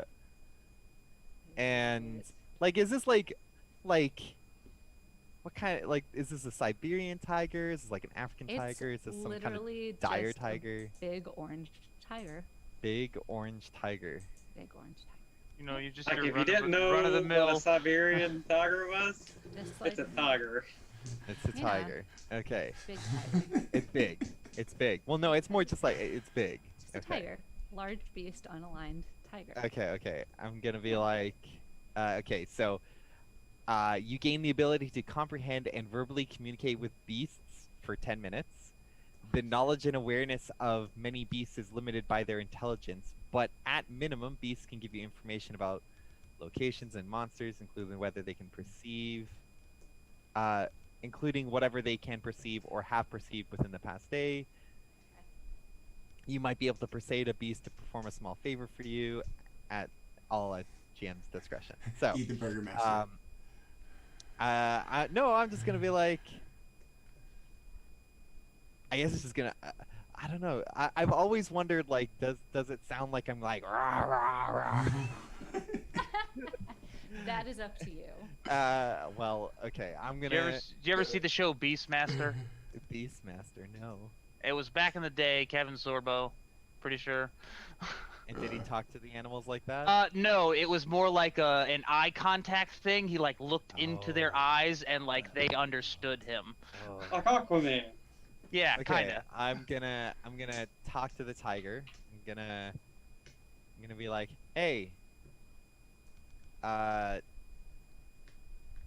if you What's going on? don't attack us, I got big tasty meats for you. So maybe you should side with us, because you know we're pretty cool.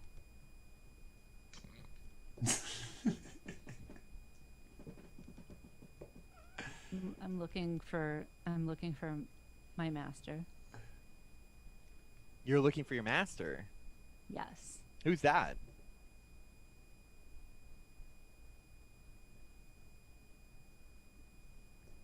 Man with pointy hair. Goku. Goku, yeah. Feeds You me know, steaks. Goku's tiger. Feeds you steaks. Keeps me in wagon. I don't like it. Oh. Well, why don't I help free you? And you can have all the steaks and no more cages. Help me find master. I'll do it. Okay, deal. Yeah. That'll be my turn, obviously. Okay. I'm spending the next I'm just chatting with the tiger. Okay. Everyone's all getting like serious, and I'm just like having a conversation. They're with like the they're tiger. like having like a really You're just intense like, yeah, staring you're just conversation. just Good kitty. I like to think about it like I'm having like a casual conversation, and the tiger is just like roaring at me, and it looks really violent. And I'm just like, oh yeah, man, I know who you're talking about. He's like, oh yeah, I can get you some steak, and the tiger's just like, "Rawr." Like any person talking to their cat. You're just talking there, and it's just occasionally meowing at you. This is just scaled up for a tiger. I get it. Yeah. Oh Yep. yeah. We've all had cats. Amazing. I mean, you guys know that I can talk to animals for companions and everything, but everyone else is like, what the fuck? So then it's the tiger's turn. So Oh. the tiger is gonna turn and do that like cat rub against your leg. Like we're Hey. pals now. Yeah. And then look at the nearest guards and just give like this huge roar. That's not a great intimidation check. Damn it, tiger. I know. That's okay. It tried to roar, but it was like a kitten. That's my buddy now. So Buddy. they back off like a step or two, but they're not like out of initiative or anything. Right. Yeah. Yeah. And then it's Roderigo. I'm gonna look at the tiger somewhat disappointedly for Wow. for not bringing Me and fury. Roderigo's gonna get Sorry, Dad. along well. And I'm gonna Rodrigo is such a big disappointed dad. stop. The role play is not very deep for that. Let me just say that. So I cut the dude loose. The Burgermaster's standing in like the goo, right? Relatively close to me. And just like yelling at all the guards to arrest you guys. I'm looking down on him Yes. on top of his horse, ready to. And what's his deal? He's restrained or something by the goo? That sounds right. Okay. Yeah. I'm gonna flaming sword kind of in his face. Okay. I would recommend you calling your guards off here. So far, only 3 of us have gone. the only threat to you was this tiger and is now talking to my friend over there. Your guards don't seem too eager to follow your lead lest they fall to us. So I would recommend that you calm this down so that we can do what we came here to do and not have to kill anybody. Make an intimidation check with advantage. That I got. Nice. You are scary. Legit. See, there we go. 23. Okay. He will drop his rapier and sort of like hold up his hands. And he says, all right, fine. I'll let you do whatever you want to do. Guards, just let them be. All is well. All is well. And he's like casts this like nervous glance over at the tiger. And the tiger's still fine talking to Baul. Yeah, it's still just like snarling like it's Baul's personal attack dog. Right now. So my man's over there having and the guards listened, or do they? They don't seem to be moving still. They're kind of like, yeah, they seem to be backing off. Okay. Then I'm going to end my turn with that, but I'm still going to keep my sword relatively close to Homeboy's face, just in case somebody thinks otherwise. And that seems like a really good place to take a break before we got through combat without any killing. Before we get into any more drama. Yeah. We'll dive right back into it when we come back. All right. We're not murder. Well, not so far. We've edged up against it. All right, it is 9:02. We're going to try to take between a 5 to 10 minute break. We'll be right back. To everybody watching, thanks for tuning in today, and we hope to see you on the other side of the break. And we will be right back.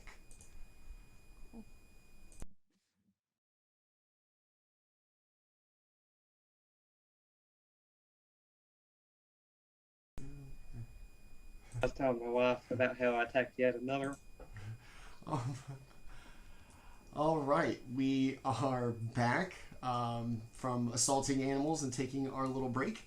And with that, we will turn it back over to Litza, our DM.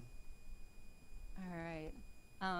So the burgomaster,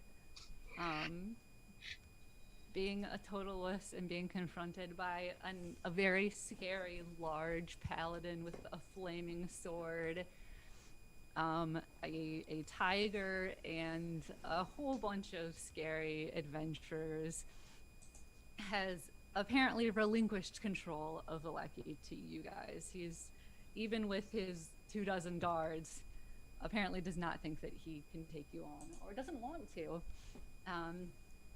And he's going to very carefully attempt to extricate himself from the web that he is tangled up in.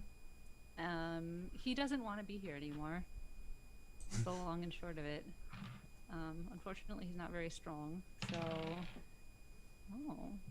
how? What's the DC on that web, my man? 18. That's a strength save to get out of the web, and it's an 18. Yeah. He like almost makes it, and then he's just like, he's getting up there in age. Sid will say to him, he's like, "Hey, if you ask me really nicely, I'll undo that web for you." It's concentration. I'll undo that web for you. That would be so kind of you. Yes, thank you.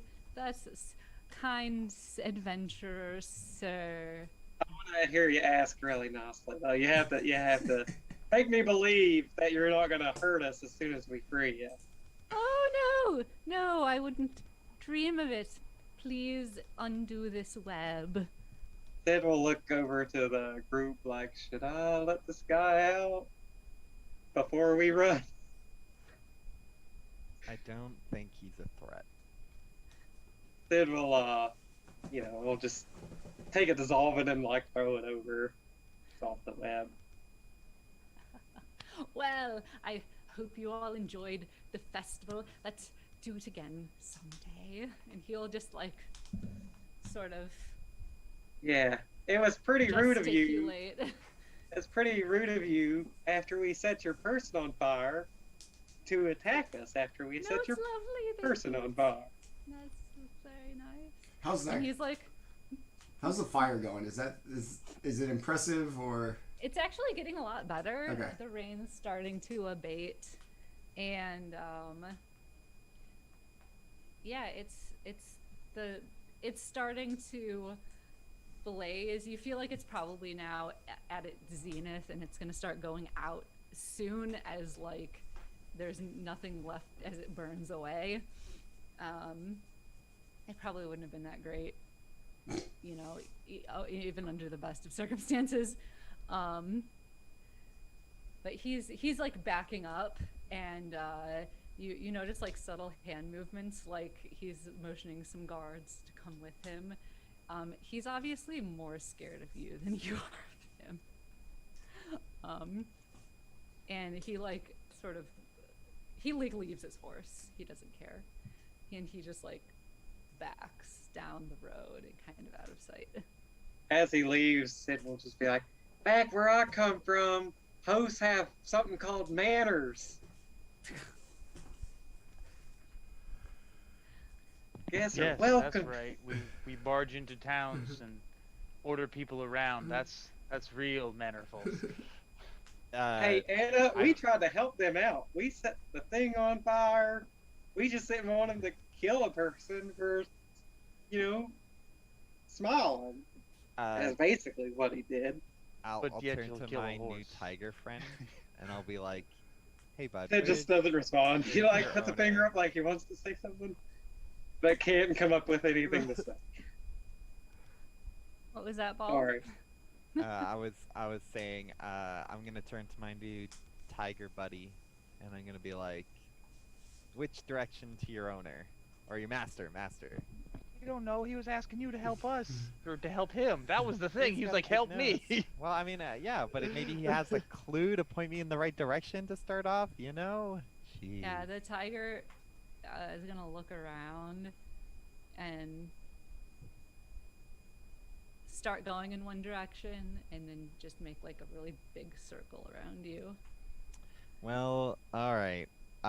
We'll start hunting for clues. Is the burgomaster still there, or is he like crying on the floor in a fetal position? No, he's like gone. Like he Oh. got the fuck out as soon as he thought you guys would let him leave. Cool. Yeah. Is there anyone else in the vicinity that like I can talk to? You make a perception check. Hi-ya! 15. You see a couple of people still hanging around, but mostly like hanging around in the sense that they're like peeking out of their windows and doors. Okay. Because I'm gonna like approach just some like friendly looking people, and I'm gonna be like, "Hi, do you know who the master of this tiger is? Who the owner is, perhaps?" I'm just gonna keep doing that until somebody responds. Hello. you Did you tigers use a cat? it's kind of difficult because the tiger's following you, so whenever you start approaching someone, they're like, "Oh God!" and like close the door or close the window I'm or gonna run try and away have from long you. distance conversation. Okay. Hello. Don't be scared of my friend here. We're just looking for the master. At some point, you hear someone says that stranger who stays at the inn, Rictavio. I've seen him feeding that thing before in his carnival wagon. I've seen it. Oh, okay, okay. I know where to go now. Excellent. I don't know what you guys are doing. I got my own goals now. Remember, Baul, the man is not what he seems. So whatever first impression you get, it's wrong. It could be the tigers. I mean, wait, the tiger was the one driving the wagon, and the master was in the back? Is that what you're saying? I It don't makes know. so much sense. I can't tell you what the tarot card meant when it said the man is not what he seems. Oh, just said he's- okay, okay. I didn't have that dream, so Oh, it's right. not up here. I see. Yeah. Okay, well, I'll keep that in mind. He's probably not a carnival master. He probably has some nefarious plan, I'd say. Possible. He could be Safe a bet. were tiger. You and your assumptions. Yeah. Whoever told us about the inn, point us to this inn so that we may find him. You are. Is the map still up? I can get it. I mean, we've got it on our thing. No, that's not it. There it I is. believe it is. Without looking it up, I believe it is N2. I could be wrong, but I'm pretty sure it is. Yeah. Okay. Wow. I know Barovia so well. Really proud of myself. Yeah. So let's. It is no Vilaki by heart. It's fine. That's normal. Let's start heading the way of the inn. Okay. With the tigers just following Baul. Yeah. Okay. On your way there,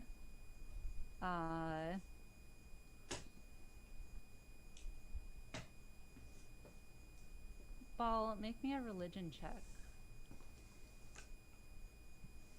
Religion. A 13. Okay. That's good for me. Yeah. You feel something, like a twinge of something, as you get closer to this inn. Like, it's definitely dark out now. Like, anywhere else, it would be like past sunset. It's harder to tell here because you can never actually see the sun. It's always behind cloud cover. But it's definitely you're past dim light getting into darkness, right? So, And like, is this twinge like a tingle in my spine, or like, do I feel an external force of some type? it's not external. It feels like something with your connection to the Raven Queen. It feels like in this place in particular, the whatever is between you and her is a little bit thinner, and you can kind of feel that spark of connection. Oh. You feel like there's something here that is maybe sacred to her or adjacent somehow. Like, you just feel like there's something here Yeah, that, I feel a connection. yeah. There's something like that going on. I say out loud, I feel the presence of my lady. I think that there is something here related to or connected to the Raven Queen. Now, this holy symbol that I found in the wagon are like the symbols on it. Is there any like denotation of like a god? Like, I'm not really from this area, so I don't really know of like the like specific gods in this area, but is there like a general like overall tone on the symbol that I'm getting? like the artwork and stuff like that? Does it like convey something, or is it just like I just feel that this is a holy symbol? Like I just It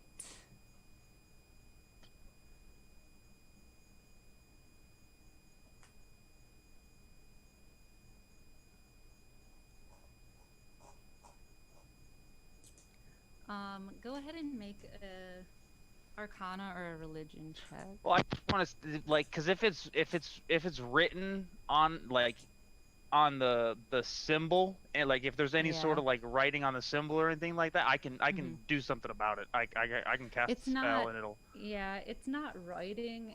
It's more just like decoration. Okay. But you can definitely you get like more of a feeling from it. Or if you want to do like a history check. Okay. History is not terrible, but let's see. 15. Okay. You actually you get sort of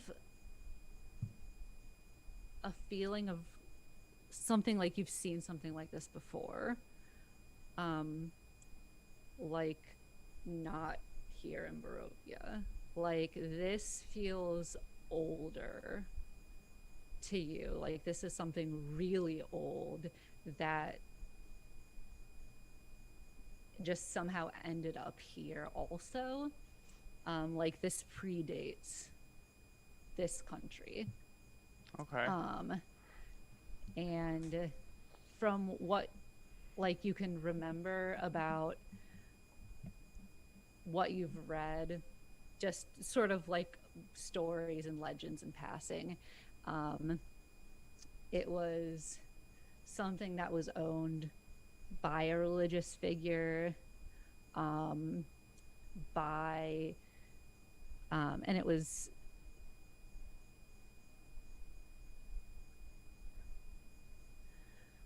specifically used to destroy undead, and it had some connection to ravens. Okay. Like it So- was like it was the symbol of like a good deity that was somehow connected to ravens in Okay. some way, and hence this symbol of ravenkind or whatever it was called in the dream. So, as we're kind of walking towards this, the inn, I've been kind of like fiddling with something in my hand, and you see kind of like not like a sense of like understanding, but a sense of like knowing that my knowledge is limited in comparison to other people in our party. So I'll turn to Roderigo and Baul.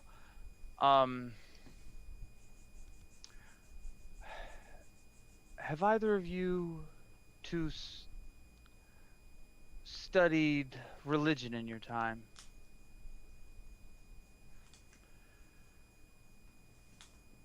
I'm not studied in religion.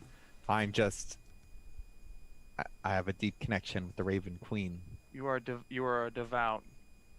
Well, all of my people are. We And are servants to the Raven Queen, if you will.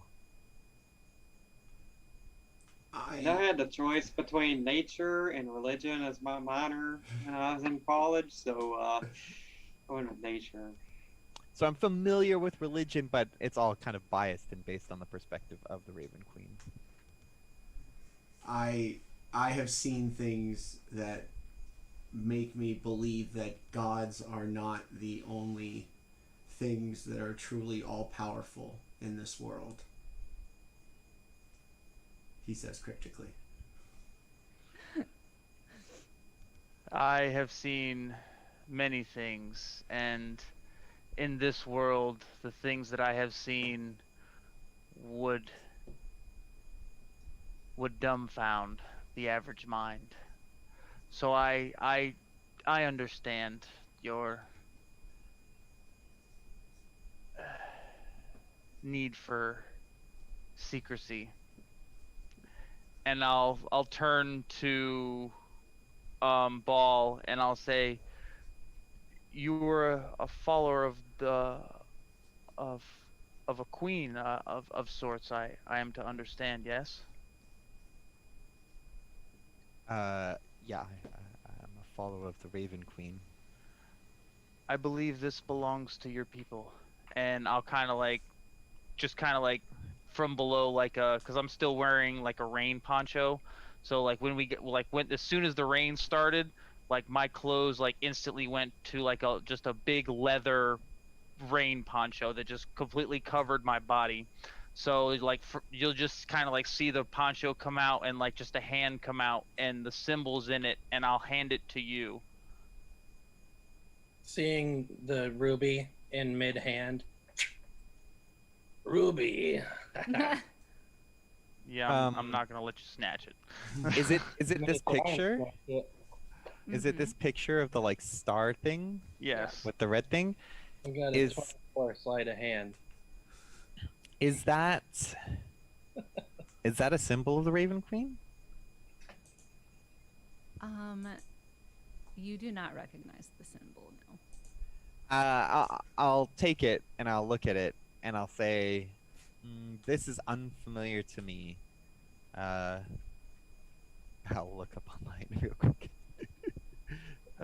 It's unfamiliar to me, but my assessment of it is this might have been a belonging. Usually, I mean, it's possible. Usually the Raven Queen is represented by a raven's head.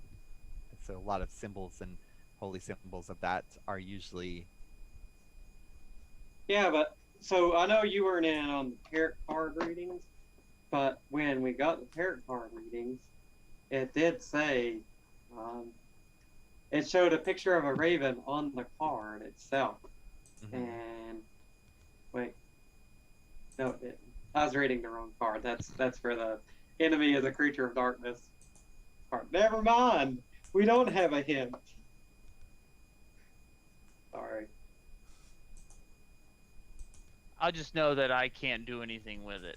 So my knowledge has come to, you know, like has come to an understanding, and I'm a wizard, so I'm all about knowledge getting passed around. So I'm just like, here's some knowledge for you, and I just lay it on you thick.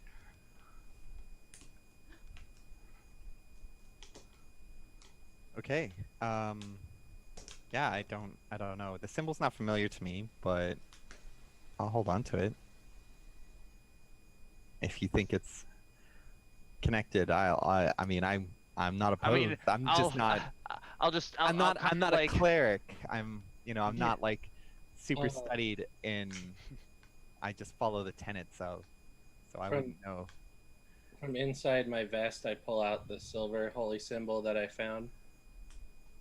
Matches this. What's that one look like? This one is the same. Very holy similar, symbol, yeah. Similar. It's like silver. Okay. But it looks like this sun thing, right? Yeah, I found this in the church only, and they match. No, see, I had a sense that there's something here to do with the Raven Queen specifically. Maybe that's what that card was referring to, but I feel a connection. Figure it out. Let's go. Yeah, I think that we need to pursue this Tiger Master and find out what tricks he has up his sleeve and get whatever it is he has.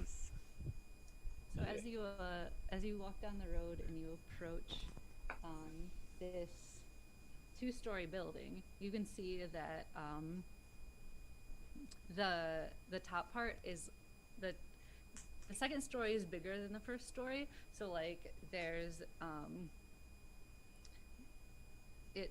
it juts out and it's on pillars, the top story, so you can walk under this like overhang, and then there's like the front doors,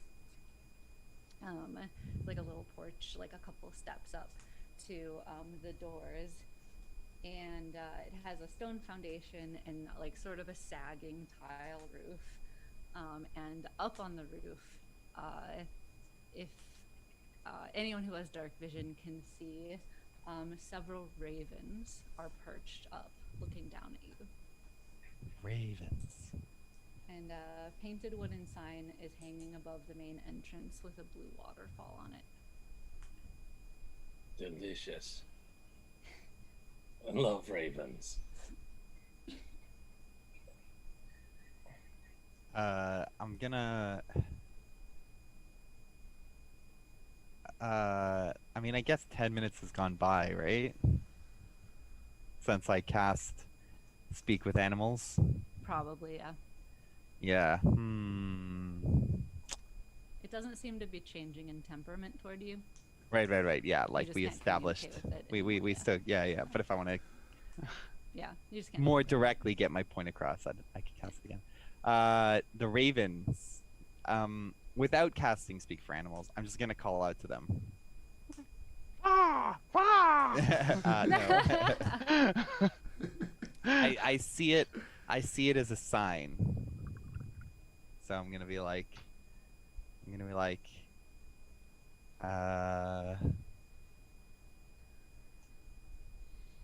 Or maybe I won't just. But I'm just gonna say like I think this is a sign that we're headed on the right path. I think the Raven Queen wants us to go here.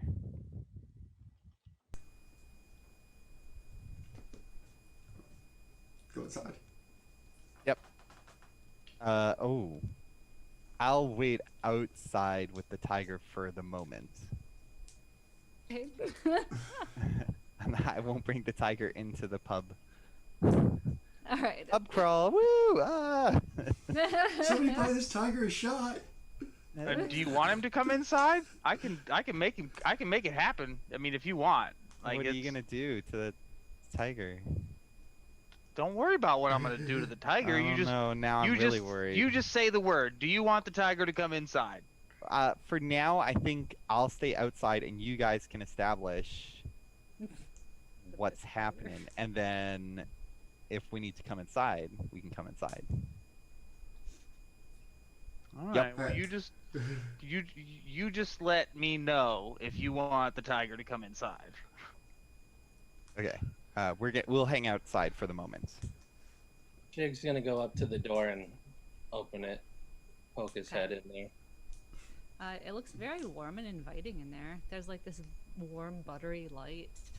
It smells really good in there. You can smell wine and fresh bread and melted cheese, and like cooking steak. The tiger starts heading towards the door. Are you gonna stop it? Oh, Do you want to make an animal handling check to try to stop yeah, the I'm just gonna yeah, I'm just gonna give him a like, oh, let's hold on a second, you know, like Okay. like I'm not challenging him, I'm just being like, we should wait outside for a minute. Sure. Roll to Wait, go ahead and roll for me. A 13. Okay. All right. It's not happy about it, but it will stop for you for the moment and just For the like, sort of moment. pace. Okay, that's fine. Yeah. That's fine. I'll Okay. cast Speak with Animals if I need to, like. But Okay. we'll I'll just kind of be like, even though he probably can't understand, I'll just kind of be like, oh, my companions Yeah. are gonna go find the master. It'll be okay. Okay. There. Do I see the cat like motion for the door?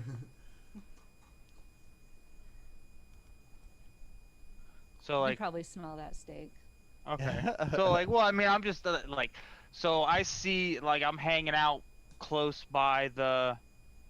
I suggest we get a steak for the tiger. That's what I suggest. All right, so I will look at Baul, and I will look at the tiger. You'll hear I'll snap my fingers, and the tiger now turns into an orange tabby.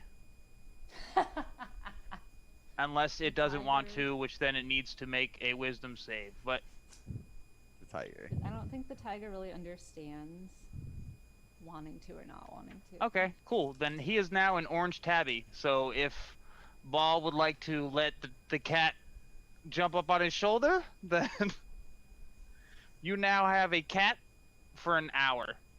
Oh, jeez. The tiger doesn't Null really is going understand to why everything is kind bigger. of act a little suspicious of the now orange tabby. He does not like the orange tabby. He had an old friend named Drastus that would always bite him back in the good old days. And he goes to the other side of the pub from this orange tabby now. Okay, so I got an orange tabby. Yes, you now have an orange tabby. I guess I'll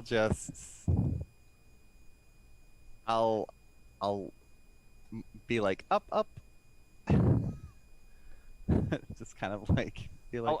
I'll kind of look at you and I'll say, how can we deny him at least looking? I mean, sure. I mean, he's. If he gets into combat, he won't like not be a cat anymore, right? I mean, you know, he'll be a cat for a little while. Okay. I'm more just like if he decides to bite somebody, he ain't gonna like. No. He'll be, like I said, he's a cat for an hour. So Okay. All right. I just don't want like surprise cat turns into a tiger and attacks somebody. It's like, do you want to see my cat? Wow. What do you say? All right. Well, I'll come in with a kitty cat on my shoulder, I guess. Okay. Nothing wrong with it. It seems confused, and also its claws are definitely digging into you, as cats do, but it doesn't hurt that much because it's a cat at the moment. even if he does take damage, it's only one. So Yeah, exactly. it's only one. So It's not even like if you purposefully trying to damage you. It's Yeah. just trying to hang on at the moment. No, it's all good. even by accident, you know, even cats, you know, everybody's had a cat. You take a little damage from now and again just owning a cat. It's, you Little know, kitty claws. yeah, it happens. You know, everybody's acceptable of that one. Everybody randomly rolls a d4. Yeah, exactly. So you guys go in. There's someone behind the counter. There is someone sitting at a side table, and other than that, it seems pretty empty.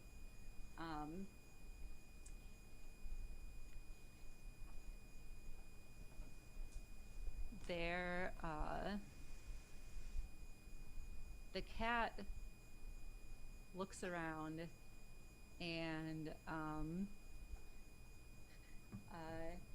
yeah, Baul, you're gonna take 1 point of piercing damage as the cat considers leaping from your shoulder and then reconsiders, because from its perspective it is very high off the ground. It's on like a balancing. yeah, It's like and one of it's those not old used to- cartoons where like the tiger's on top of the ball. Yeah, well, it's also like if it was tiger-sized, it would probably get very hurt jumping from like, 5 times its height, whereas cat-sized, it would probably be okay. But it's staring intently at this man at a side table, who is wearing these sort of thin glasses and has grayish hair that sort of comes to like odd points, like a tricorn hat.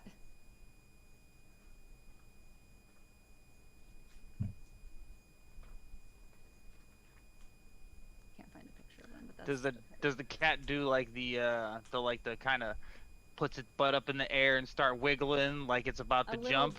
A little bit. Okay. And then begins meowing, and then looks confused that it's making the wrong noise. But it was like towards that table. Definitely towards this man sitting at the table. All right, so I'll make the motion towards the rest of our group, kind of give him the head nod, like.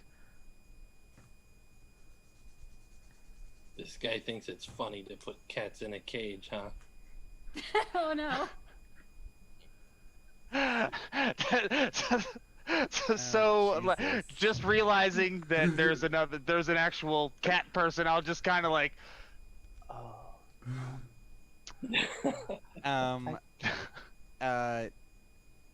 Is the guy that's sitting, is he facing us? Can he see us, or can't we seeing the back of his head?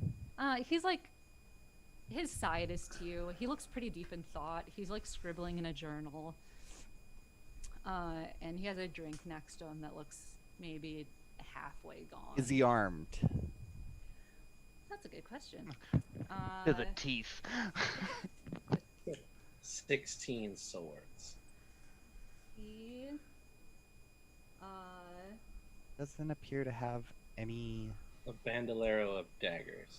weapons that you're familiar with, we don't see but he any does seem to have weapons. something that has M16 written on the side. Seems, You don't know what it means, but seems enchanted and from a foreign land. yeah, He, it's made from a he, slick black material you've never seen before, yeah. He and you feel like he's has- kind of pretty cool. he has a cane and a cane? pretty and a Violence. pretty fancy outfit. Okay. That's what he looks like. Yeah. Oh, okay. Oh. He's wearing these fancy little round glasses. Yeah, that's a fancy pantser. Yeah, he definitely looks like he does not come from this town. Okay. Eat from around like- these. Human? Does he look human? Yes. Yes. Yes, he Okay. does. Um. I don't know why I thought that he wasn't, but yes, he is. Who's the face? Who's good at talking? Depends on No, what you need done. No, not the murder, not the crazy murderer, not the horse murder. You know what? I'll just let Anna whoa. Marie. Let's let Anna Marie go That talk to this is one. How about offensive. that? How about that? Sid didn't murder either horse. He just inconvenienced them. I'm proficient in playing cards and thieves' tools. Good at talking to tigers. Persuasion. Good at talking to tigers. I'm good at lying. You know what? I'll follow the cat's lead and I'll walk over to the table. I know when people are lying. I'll talk to him. I already have a slight chip on my shoulder with this guy anyway. mean- It's a big table. Could all sit down. We all just like surround him, sit down at the Jesus. same time. Just That's fine. That's very normal, I'm sure. Yeah, that would be awful in real life. that's the That would worst. be the worst. Here's your intervention. Yeah. My what? God. So we're here to talk about your animal care practices. But what? Who the fuck And are you guys? at that point, Is there- the cat on his shoulder turns into a tiger. Is We there? started this session being afraid of PETA, and now we've become PETA. Yeah. Is there? Character growth. Is there like a bartender? Is there anyone else in the establishment? Yep, there's a guy behind the counter. He's Oh. he looked at you as soon as you came in. He looks friendly. He actually looks like a really friendly dude. I don't like him. Okay. I already don't like him. I'm friendly. gonna go up. I'm gonna slam a gold coin on the counter, and I'm gonna be like, 1 ale and 1 milk for the cat. All right. Yeah, Nice. coming right up. One moment. And he will pour you an ale. He will be like, 1 moment for the milk. We'll have to go rummage some up. Oh, There's okay. Not it's, something we get asked for very often. It's for the cat. Also, Of do you have course. like a steak? Is it also for the cat? Yeah, this little Would you like? kitty would- eats a lot. Would you like cooked, uncooked, rare? Oh, I can do- uncooked for the kitty. Of course, yes. Two. Two, you would like also uncooked, sir? Yeah. Very well. Uncooked for the kitty. You see it. Oh yes. I can do, no problem. Okay. Do you need more money for that? No, please, no. Price. It's Oh, this okay, is okay, more okay. than enough. I get you change. I just did give one you a gold moment. coin. Yeah. Yes, you did. I can just- tell just you're make not sure- from around here. Yeah, you just overpaid like a I motherfucker. No, I Yeah, will get you changed. well- Don't worry about it. This is what money is for. He'll head to the back. Okay. And I'll start sipping my ale. I'm drinking a nice, crisp, light hoppy, pale ale. Pale ale. Oh. The bartender's out of the room, right? He is now. I'll go over to the guy on the table Okay. and lean right close in and meow really loud. He does not flinch. He's like, Oh. how can I help you? Oh, this is a tough guy, huh? You like to put cats in a cage? Do you have a cat show? Are you referring to my tiger? Yeah. I kinda am sensitive about that. I can see how that might be. I assure you she is well treated. Oh, is she now? We both have a higher purpose in this land. What is your purpose? To kill spies of Strahd. Oh, well. He's not what he seems. I like him a little better. He's not what he seems. Oh. Yeah, how many spies of Strahd have you killed?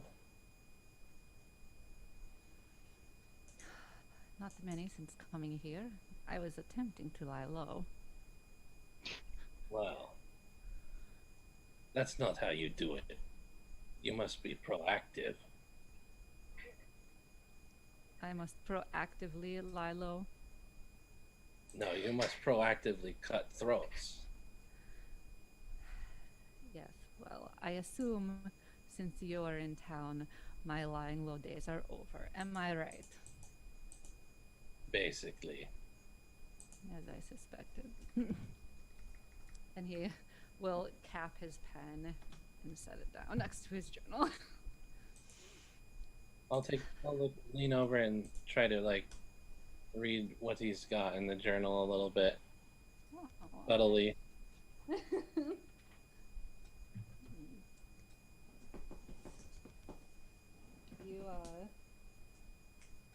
You read something about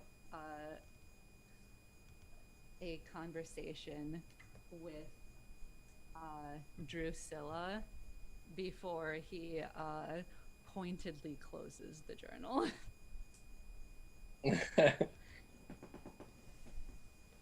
I'll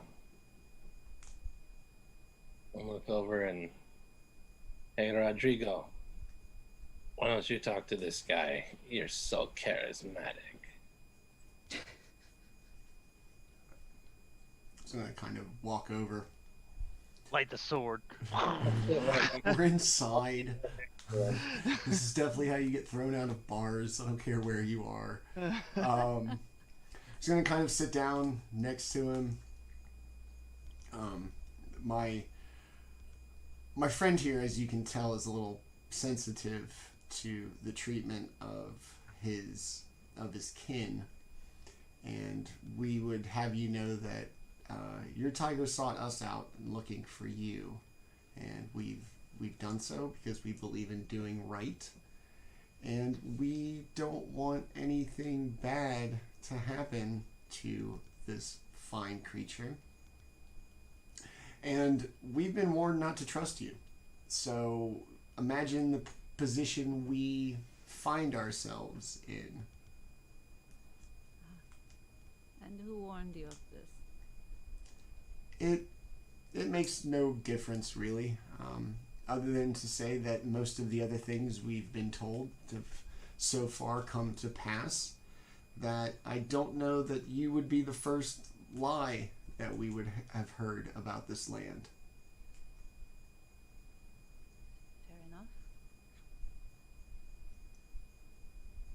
Just occurred to me, this is a little metagaming, it just occurred to me, if he's coming in on a carnival, so he'd be a carnival leader, he's actually hunting Strahd.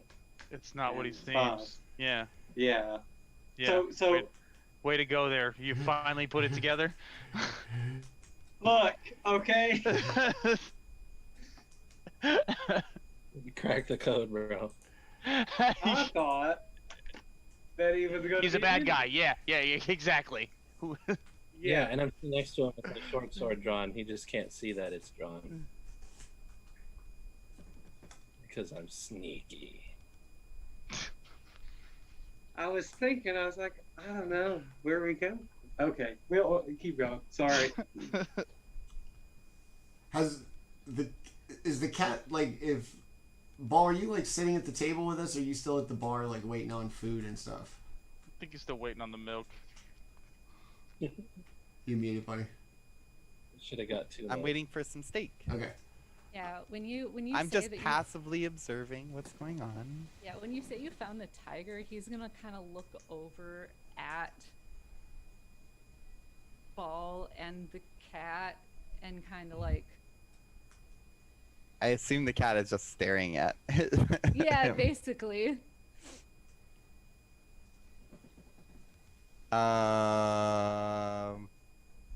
Hi. I have your tiger. Are you referring to that thing on your shoulder? Yeah. What on Does God's it- earth did you do to it? It. Well, I didn't do nothing. But it said it was looking for you, and that it was hungry, and that it didn't like being in a cage. I can speak to animals. Yeah, they don't like being in a cage.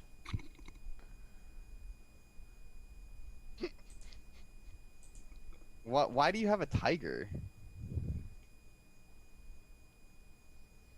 Had her since I came to this land. I don't know if you have realized this yet, but Barovia does not let you leave. And tigers are not native here. I knew the tiger part. I didn't know about the leaving part. Because I was intending to leave at some point. We don't leave until we accomplish what we are here for and take much gold. Well, to leave, you must break the curse, so good luck. What curse? The curse on the land. The curse what traps all Barovians. Except for, of course, the Vistani, who are spies of Strahd, and what we hunt down, what I have trained her to hunt, aye? Spies of Strahd. Oh, really?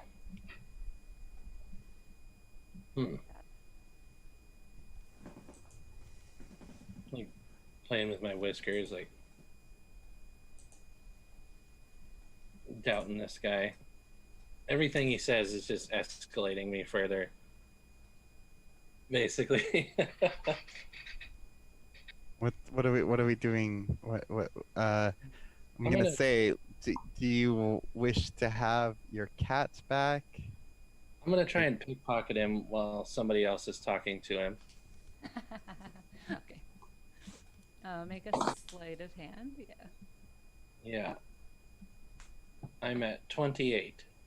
Oh, jeez. Okay. It's what I do really good. Okay.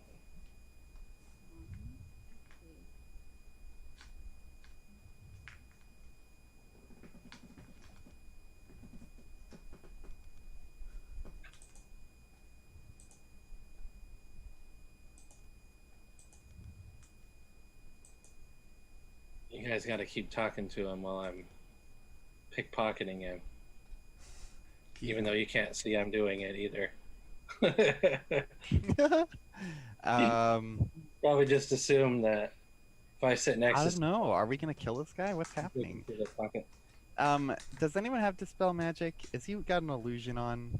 if he's got something that makes, if he's got definitive proof that he is not what he seems, then we'll think about it. Okay. He is caging cats and pissing off the cat folk that's hanging out there. I mean, we just definitely didn't found a kill pocket all full of those guards, so we should kill this guy, right? That's how these Well, things balance. balance out. Yeah. Yeah. The bartender. I'm gonna let the returns. cat go if the cat like is automatically gonna go towards his master. Well, the bartender's gonna return with some steak. Oh, the cat okay, so is the cat is immediately distracted. more interested in the, Okay, that's fair. That's fair. in the steak and the milk. I and put it then- down to eat steak. Yeah. And then your steak will also be put down, Shtigg. And you now have like a fat purse of gold in your pocket. Heck yeah. And he's one fat purse of gold lighter. Poor stranger. And the bartender will say, Mr. Octavio, everything all right over there? You need a refill? And he will say, oh, no. Thank you. I'm quite well. Just making some new friends. Insight check. Does he think we're Go new right ahead. friends or does he hate us already? Go ahead and roll an insight check. I would hate. Oh, 26. Yeah, he's definitely putting it on for this Yeah. bartender guy. All right. He's Does- putting on a persona. Like this is like a totally different character that he's pretending to be. Does he seem scared or threatened by us? Not overtly. You definitely Okay. outnumber him, and he seems Yeah. pretty confident in his abilities. Hmm. But no, he doesn't seem unnerved. Okay. Is there a chance I recognize the name? The bartender called it out.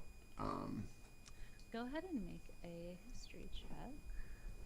Or Ugh. Why do this to myself? 13. okay. You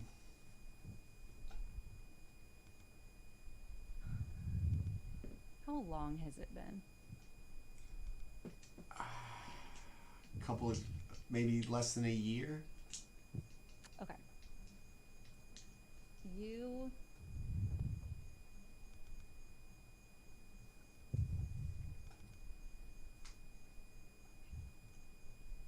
It sounds vaguely familiar.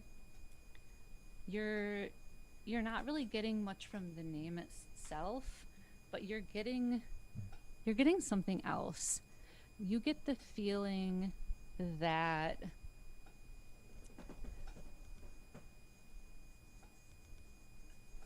this guy has some other stuff going on that he's definitely not telling you guys.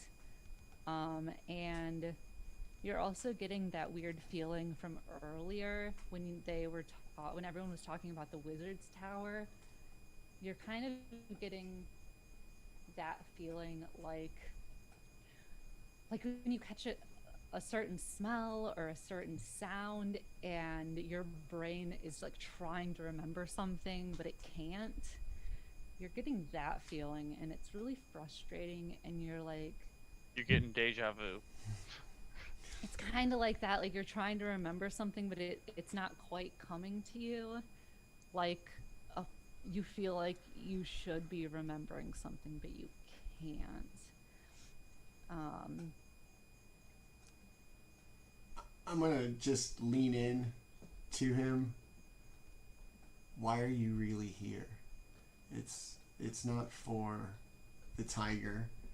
If you're not what you seem, either you're innocent and are malicious, or this is not who you are, some traveling tiger trainer?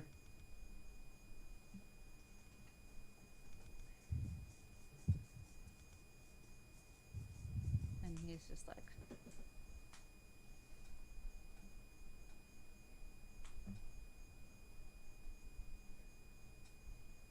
and he'll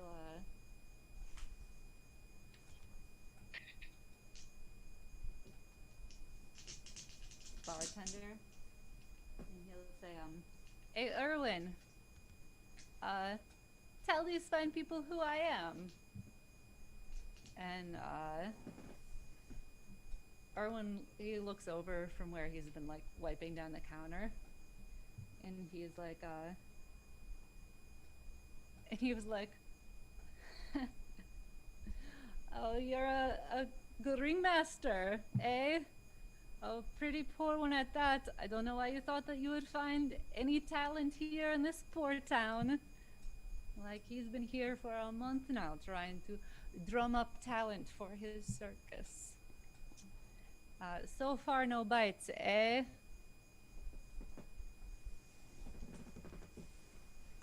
He's in on it. Get him. And Octavio shrugs and then in a much quieter voice says, this is the story I tell. But you adventurers come into this place to stir up trouble as you always do. Hell yeah. No, I am. You're right. I am more than that. Though I'm, like I say, trying to lay low.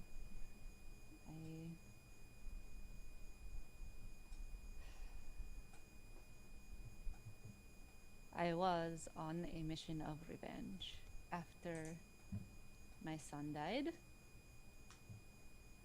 And I have been studying Strahd for many years. I am an old man now, and I come here one last time to try to finish my work. I'm biding my time, waiting for the right moment to strike.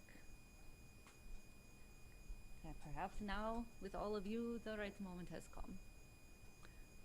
I don't know, you seem like a terrible ragtag group to me, but old men can't be picky, I suppose.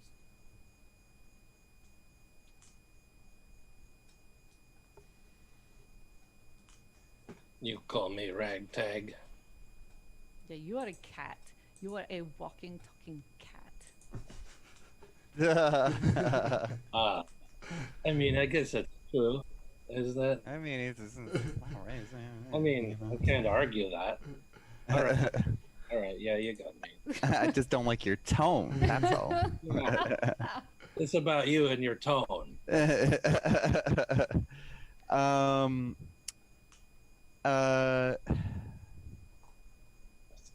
Do I get a sense that this guy is trustworthy in any way?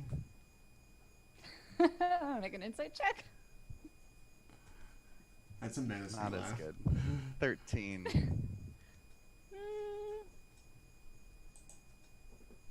From what you can tell, I will boost Alright. him up. Sorry, I was Again. muted. I will boost him up with the Flash of Genius thing again. okay. So he's now got an 18.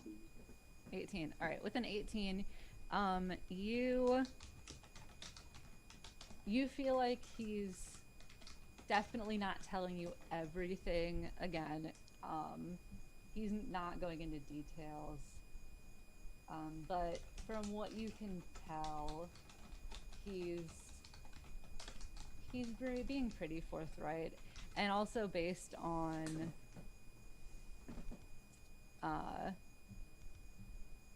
well, I don't know how much you've discussed about the wagon and what was found in it with everyone, but I don't think we've talked about that one at all. okay. Nope. they only know about the holy symbol that they found. Everything else I still have. Right. So I basically know that they're like, so if I'm sitting there and Okay, I pull out the holy symbol. I'm like, Um, "Gee, does this look familiar to you? We found this recently. his eyebrows will shoot up. And he says, "So you have been busy going through my things, I see." Well, I didn't go through anything. This was just given to me. Oh, I see, really. Very convenient. I That's mean, very powerful. it's powerful. What is it? Is it like a symbol to a holy god or something? A goddess. Yes. A goddess. Okay. Mm-hmm. Yes. Very Uh, powerful. Very powerful. Raven goddess. Or Raven goddess. Some say an angel. An In the angel. form of a raven. With the power to destroy entire covens of vampires. Oh. They say that only a cleric or paladin, pure of heart, can wield it. Don't know any of those. They say a lot of things, so. Okay. Just Well- pure of heart. They're all damaged. Are you a cleric? Could you use it? I'm afraid not, otherwise it would not have been in a box. You were in a box? No, this symbol that you now hold Oh, is in a box. Okay. Yes. I didn't know that. I like I said, someone gave this to me. I don't know where it came from. Certainly. I'm being genuine.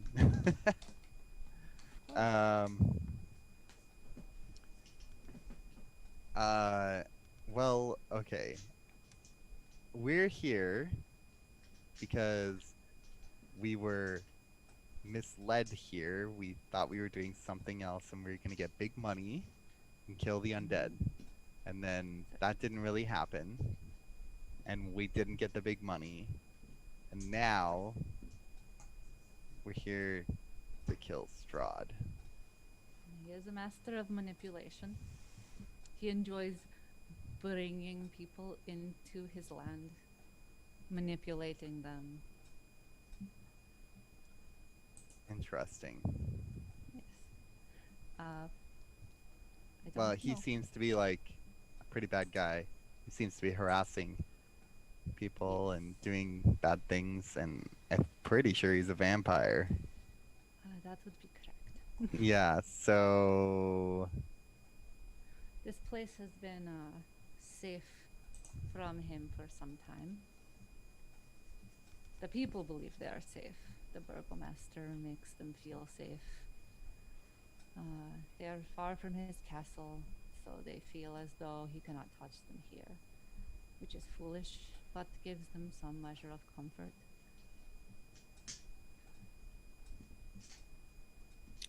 I think we need to make sure that Strahd has his final death.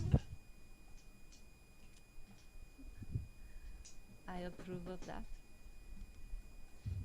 Then would we enjoy should that. work together. Hmm? Let's we're pursuing items that might help us defeat him. Ah, Yes. Some of us had visions of what of items that might help us tackle the challenge of beating Strahd. the visions. Yeah. I didn't, but some of my companions did. I see. Yeah. Well, in that case, and outside you hear a church bell begin to ring. At this point, you think that it's probably a little past midnight. Oh, Perhaps it's late. Midnight exactly. It's very late. And Rictavio and the bartender both look a little confused by this. Not normal thing to happen. Church bells this late at night. And it It's definitely true. sounds more like an alarm than anything else. And it rings and rings, and they will stand and go to the door, and the bell sort of cuts off abruptly, but you can still hear sort of like the ringing in the air. And the door to the inn opens. You can sort of hear in the distance screaming.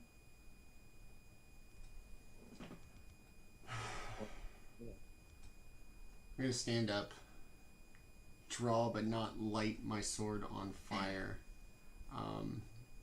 And you said the door opened, like somebody came in, or the door opened? Rictavio went over to the door and opened it with Erwin close behind. Okay. To look outside to see kind of what was going on. And as soon as the door was opened, yeah, you can hear like very distant screaming. Like from a single person, like one loud scream, or lots of people going, ah? It's distant enough that you can really only hear like one Okay. terrified scream. Can I With your passive perception, you could probably pick out a few more. Okay. Can I get a sense of the direction? Yeah, definitely, especially with the bell sounding, you feel like you know which direction it's coming from. I'm like, well, I guess let's go investigate that. And I'm gonna be fast but be sneaky. Okay, fast but sneaky. Yeah. Naruto run. I mean, I'm gonna clank my way through the streets just because I got played on, so there's no fast or sneaky for me. Just gonna clang my way through I'm gonna push my way past everybody at the door, just gawking, and kind of head towards the bells and the screaming. Right.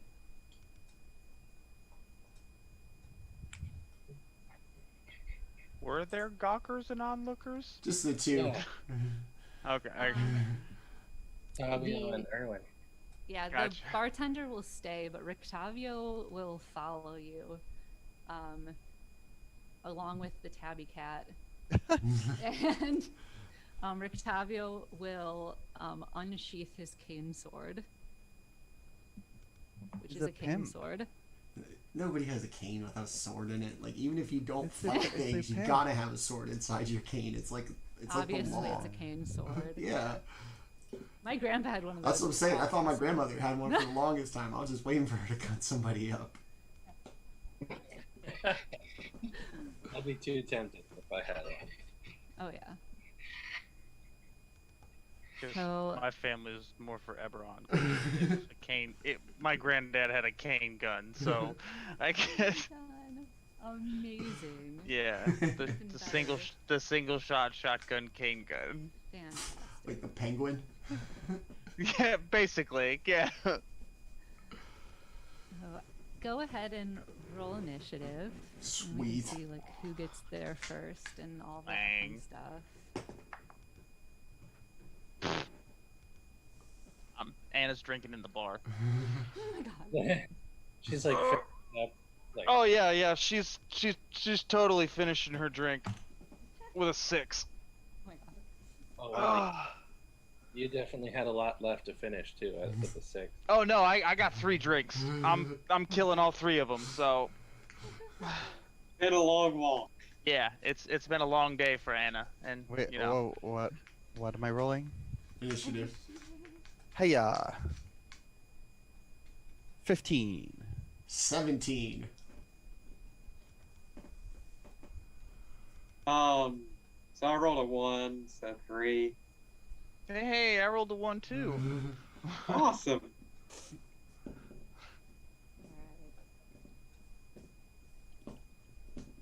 Alright. Shtigg. 21. Nice. Alright.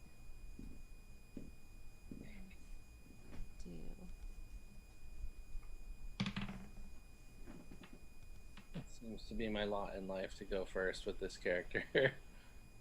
Well, the rogue. Huh? The rogue. I mean, yeah. Uh-huh. Dex all day.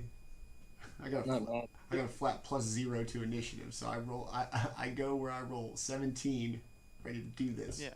Like I said, 6 is the lowest I can go. So, you know, I was finishing my drink before I went outside. Call me if you need anything. I'll be out in a second. I'll be out there in a Yeah, minute. Don't worry, I can I catch up. got a 15, but my lowest roll is 10.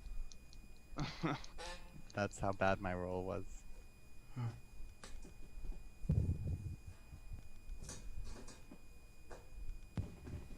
And with my 17, I'm gonna lit my sword on the way. With my 15, I'm doing a sneaky Naruto run. Yeah, actually, all of you have good initiative bonuses except for me and Roderigo. So. Yeah. Yeah, but you guys don't have Calrock initiative, okay? No, That is I don't have a true. negative. Yeah, why would I give myself a negative? Yeah, I don't That's have a crazy. negative. Shtigg. Well, everybody is gonna sort of get there pretty close. I mean, in the same round. You see a church. We can put the church picture up. It is in fact a church, even though it's super spooky. It's for real a church. It is kind of fallen apart. Also, it has vampire spawn crawling up the sides of the church and into the windows and the holes in the walls. And there are swarms of bats flying into the belfry. And there are a bunch of people inside, which look mostly to be old people and the infirmed of the town that have taken refuge in this church. Definitely not the kind of people who are equipped to fight back. And it's like bats? There are swarms of bats and vampire spawn that seem to be attacking this establishment. What are like vampire? What do vampire spawn look like? Are they? They look like vampires. Okay. They're just not They're as just cool vampires. as Okay. Strahd. They're not Yeah, as they're cool. vampires. Okay. They're like less powerful vampires. None You of ever them seen are that- riding on a horse. You ever They're seen that black vampire- and white film, like with the fucking vampires, and it's like very like bald head, pointy ears. Nosferatu. Nosferatu. Yeah, exactly. They're like normal vampires. They can't turn into like bats and wolves and like summon. You know, they can't turn into Okay. like clouds of mist. They Okay. can't do all the fancy stuff that Strahd can They're do. like Walmart vampires. They're like normal Wish.com, Wish.com vampires. They're like Buffy the Vampire Slayer vampires. Hey, those are dangerous. All right. And was like, vampires they almost- are dangerous. and from what I understand, very attractive. That's right. Buffy couldn't beat them off with a stick. You're not wrong. So, Shtigg, what would you like to do? How far away is the church?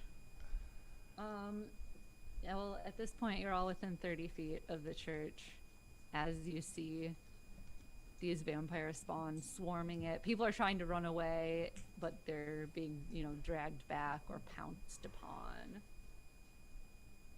All right. A hot mess of a buffet. I will hide. Awesome. I will approach the church and kind of hide into the darkness around me. And that is a 22. Okay.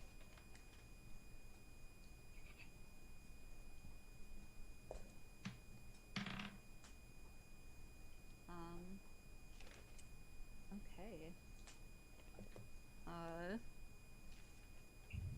Oh, wait a minute. I've got the cloak of elven performance, don't I?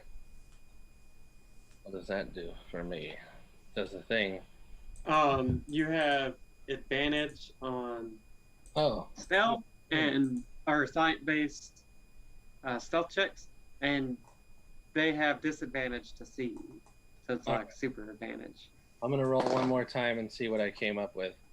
Okay. Oh, 28. Cool. So, Even better.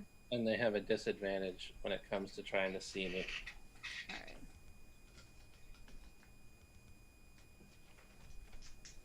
So yeah, I run towards the church, and while in mid-run, just kind of poof, disappear. I cast light on you. You can't see.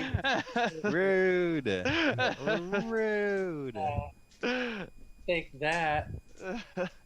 Actually, he would make a saving throw. He couldn't see to nail me with it, so yeah. Could be Wait, what's happening now? in the bar right now. You don't know. I couldn't. Right now, I'm writing down initiative order. Oh, okay. There's a lot. I'm sorry. No, it's okay. It's okay.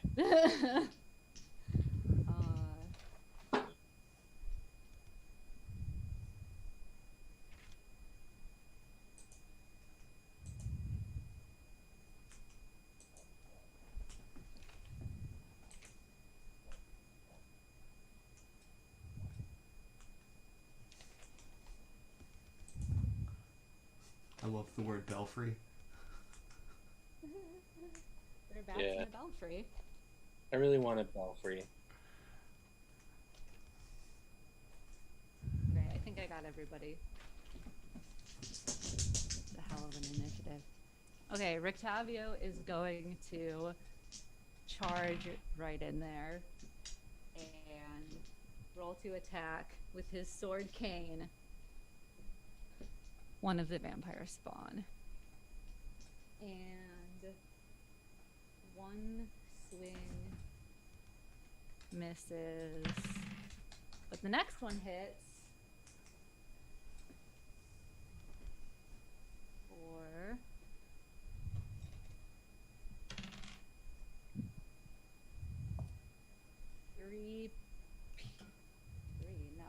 5 piercing silver damage. So he stabs a vampire, which shrieks. And then it is Roderigo's turn.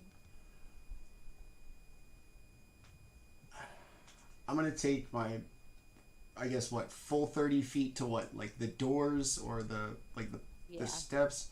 Are the doors open? Can I see inside? Yeah, because people have been trying to run away, so they're open. You can see in. It's basically the same layout as the Barovian church, except far more intact on the inside. You also see like a lot of cots inside. It's sort of an infirmary slash like place where people can sleep. And you see mostly a lot of old and sick people trying to get away from these vampire spawn.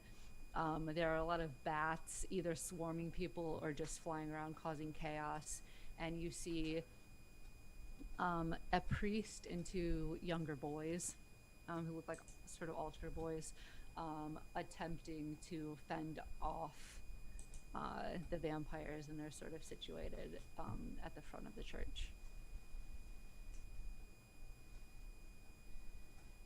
All right, I'm gonna move. I'm gonna go ahead and, as a bonus action, cast Misty Step to get another, like 30 feet into the church. Mm-hmm. And then anything that the priest and the altar boy are fending off, how far away is it? Is there anything I can smash from my 30 feet inside with my Misty Step? Yeah, you could probably get about to them. It's not a terribly big church from what I'm remembering. Okay. Of the one in the village of Barovia. Then I'm gonna hit just a, I guess, vampire spawn close to the priest and the altar boys to try to protect them. Okay. Alrighty. Big flaming sword action, and it's going to be a dirty 20 to hit. Yes. Alright. Dirty. And then it's going to do 10 points of slashing damage and 6 points of fire damage from the flaming sword. 10 and 6? Yes. Alright. And then, bless you. And then I'm going to make one more attack on that same vampire spawn. 14 to hit. Just misses. Oh, womp womp. Alright, well, came in there, slashed away. Alright. The vampire spawn will attack Rictavio, who charged up to the church. Or charging in like that. One hit and one miss.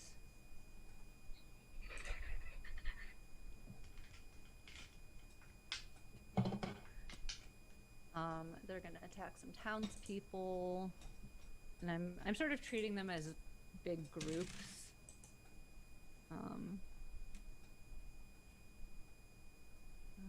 That is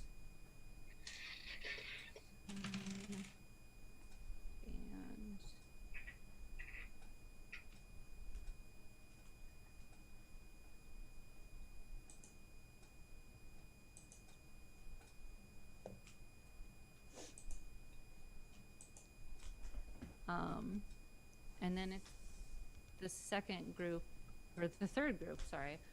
They're gonna turn on you, Roderigo, and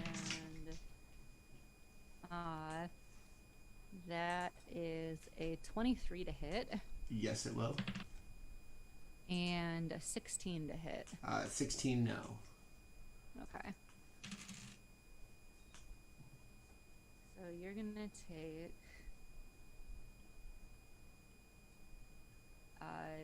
8 slashing damage. Ooh.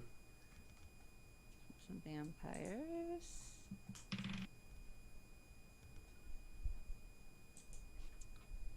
And you see a poor little old lady go down in front of you.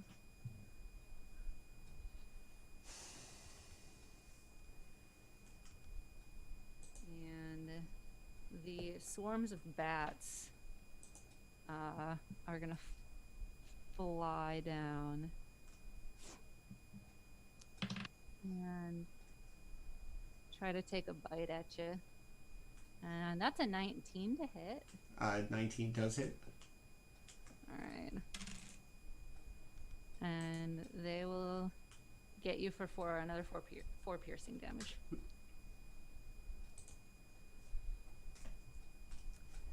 And then Baul, what are you doing? Open fire. Alright. I will. I mean, bats. Swarms of bats are not. It's gonna be difficult, so I'm gonna shoot at the vampire spawn. Okay. The vampires definitely look like the bigger danger to you anyway. Yeah. Bats, you can bat away. Ah. Yeah. All right. So, I don't know. I'll move into a medium distance. I'm gonna target. If there's a vampire spawn that looks particularly injured, I wanna. Is there any that have been hurt yet? There's one that Rictavio stabbed, but it looks barely injured. Okay. The only ones that are actually hurt are the ones that Roderigo engaged, and he's like at the back of the church. Okay. I A lot will. between you and him. I will shoot the one attacking Rictavio. Okay. And bonus action, Hunter's Mark. Okay. And then I will attack him. And I will. I don't know how this works because I've never used it before. Let me read it real quick.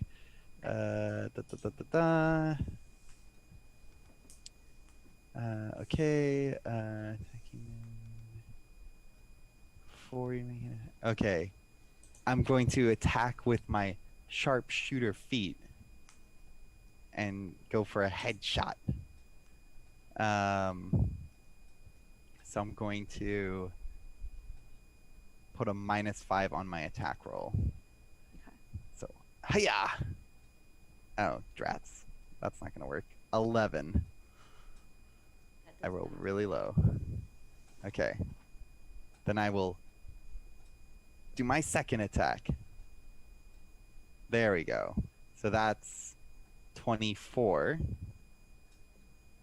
Nice. Yes, Yeah, that- yeah. that definitely- Okay. And I'll hit him with the favored foe. Nice. So I gotta get all these dice ready. So, all right, let me. And it's an undead, right? Oh yes. Okay, so 1, 2, and 1, 2, and yeah. Okay, I think that's it. Hiya!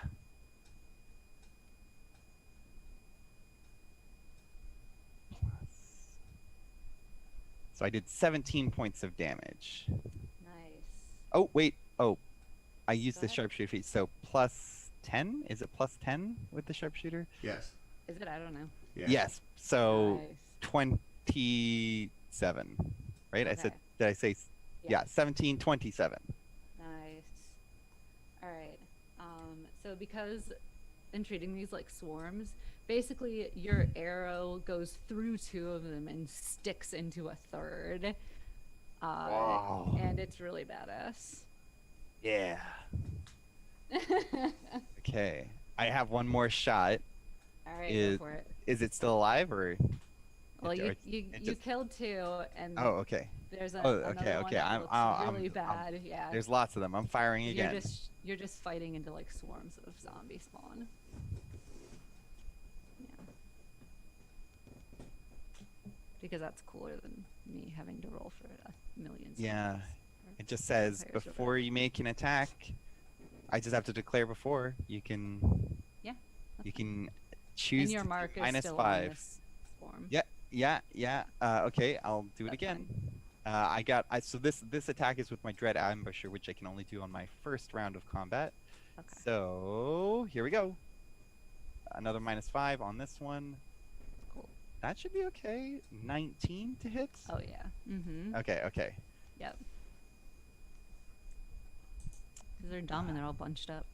Yeah. Dummies. Dummies. Dumb vampires. Oh, that's much better. 34 points of damage. Cool. Yes. I'm firing arrows like a boss. That takes out 4 more, actually. I'm just like skewering. Yeah, you are. You're like that. You're like a great cleaver at the moment. Okay, cool. And that will be my turn. I'm gonna stay a safe distance away, but I'm also, if any come at me, I'm going to have activated my Cloak of Displacement. So Ooh, I love that. there are 2 of me standing, and Very when they cool. attack me, they attack at disadvantage. All right. And I keep that until I'm hit. So basically, they have to figure out which one I am, and then if I get hit, I lose that feature because they know which one's me. Nice.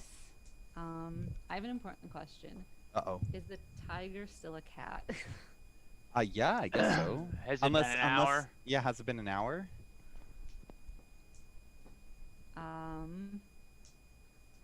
That's kind of the only don't- thing. Polymorph is I don't concentration think though, so. so like I you haven't could- I Yeah, haven't but he taken hasn't- damage. he I hasn't haven't done taken anything he like hasn't that. done anything Yeah. yet. So. Yeah, but you I can mean, end concentration. that's why I'm at asking, any have you point. decided? Oh, No, okay. No, he's still. You know, the cat hasn't made any motion that it wants to not be a cat anymore. So Okay. Some So- vampire is gonna bite the cat, and then it's gonna be a tiger, and then the tiger is gonna bite back. So, Yeah, it's gonna be like If we have a vampire Trap. tiger, that'd be rad. I want to go on record and saying having a vampire tiger companion would just be fucking good. That's all I'm It's saying. in that case, the cat is going to attack a vampire. Kitty, all right. That's pretty. Because Because it doesn't know it's a kitty. Well, Yeah. as the cat jumps, then you see it Okay. transform back. Like it does like one Okay. of those like in midair like battle cat transformations. Nice. Cool. So like as it jumps off of Baul's shoulders, you just see it just like morph into the tiger as it's attacking. Fantastic. In that case, that's going to be much better for it. Maybe not. It misses. That's sad. Alright. Dumb freaking tiger. He's getting his sea legs back. You know, Meow. he's been That's true. It got thrown off a little bit. Yeah, but it attempts to pounce, and the vampire dodges out of the way, and now it's just in the sea of vampires roaring. Irina is gonna draw her rapier and join the fray because she really hates vampires. You guys don't even understand. I mean, it's the least she could do. We're going through all this, and not because of her. I know.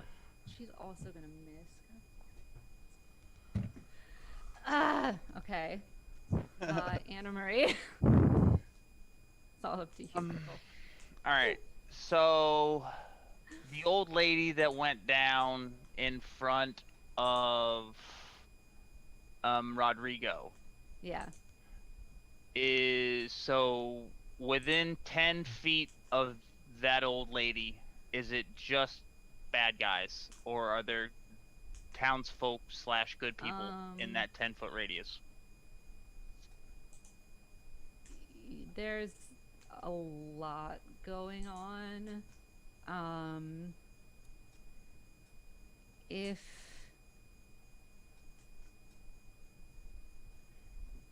go ahead and make me a perception check to try Okay. to see through all the The chaos. waylay. Okay.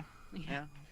Well, I mean, it's just as a combat veteran, I'm Also as like a luck kind of a thing. yeah, that's fine. Damage. 19. Okay. Yeah, let's say that they're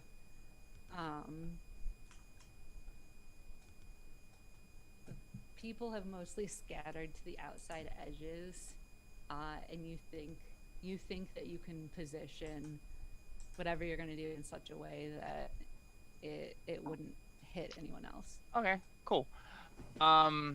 So seeing my compatriots kind of run in towards battle, I kind of take my focus towards the townsfolk, and I, saw the old lady at the beginning of battle, and as she went down, you see like a silvery veil slowly start spiraling around Anna Marie, and she disappears. And then she reappears next to the old lady, and she takes her by the hand, and you hear this loud clap of thunder, and she disappears again with the old lady this time. And as she disappears, I'm going to cast Thunderstep. So all of the bad guys in the 10-foot radius around that old lady need to make a DC 15 con save for me. All right.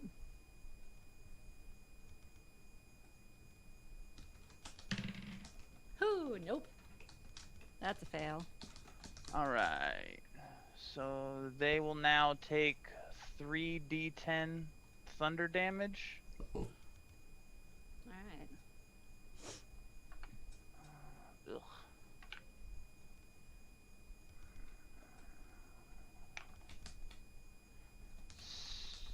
$17 points of thunder damage. All right. And I'm going to try and let's see.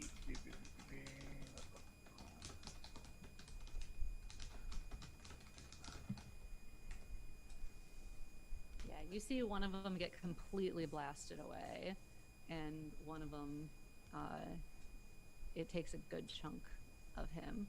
All right, and then so as I'm only allowed to teleport like just outside of where she was, so I'm just kind of like gonna teleport her to like 5 feet away from where she was, but on her feet, so she can like Okay.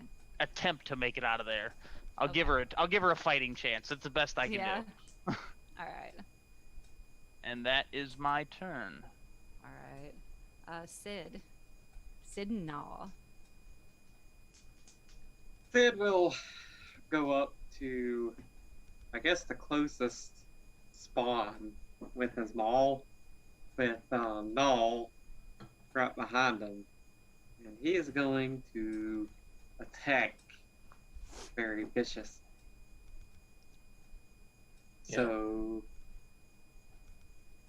29 to hit on the first one, Oh yeah. 14 to hit on the second one. Against the vampires, Yes. 14 will just miss. Okay. Sorry.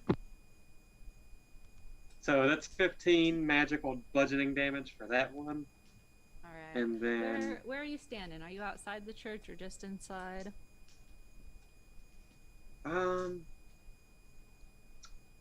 I'd say just inside. Just inside? Okay. Yeah. You said how 14 damage? Yeah. 15 magical 15. bludgeoning. All right. And then That'll blast 2 more away. awesome. Null will also attack.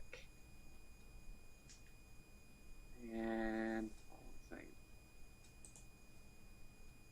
on a second. 18. Does that Yes, hit? that'll hit. Yeah. I just got. I think it was 1d8. That's proficiency. So 8 force damage. 8? Yes. All right.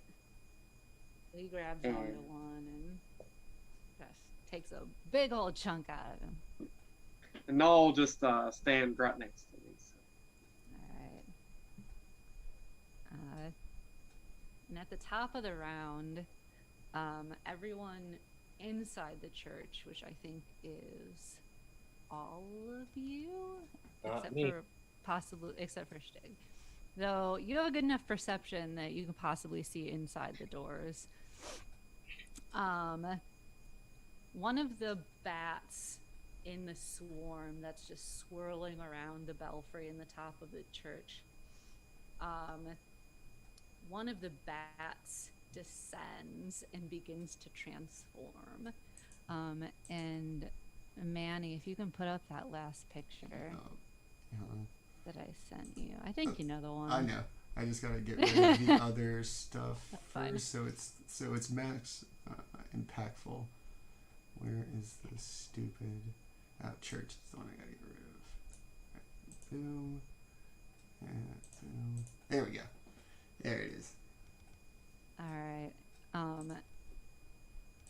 And you see a familiar face as this bat transforms into Strahd, and he lands behind the priest and grabs him by the back of the neck. And Shtigg, it is your turn. All right. Like you said, that the church has like holes in it now, right? It's like Yeah, there's You like get big that one? holes blasted in it, and all right. Climb up the walls on the outside, Mhm. and I see what I think it's Strahd, right? Behind, or some kind of nasty vampire. yeah, you probably recognize He's him got- from was it this morning? Yeah, the last Yeah. time you guys saw him. Yeah. I will leap down off the wall onto Strahd and stab him. Okay. So that is a 20 something. I must check. I must know. Okay, it's a 24 to hit. Yes. All right, hell yeah. And it is a sneak attack. Wonderful. So you got this plus 6.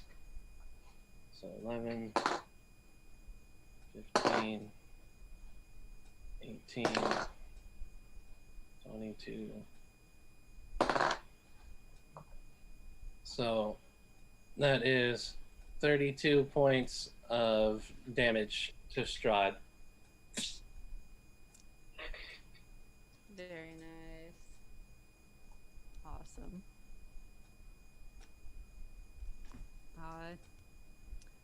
Rictavio is still outside fighting vampires. Roderigo.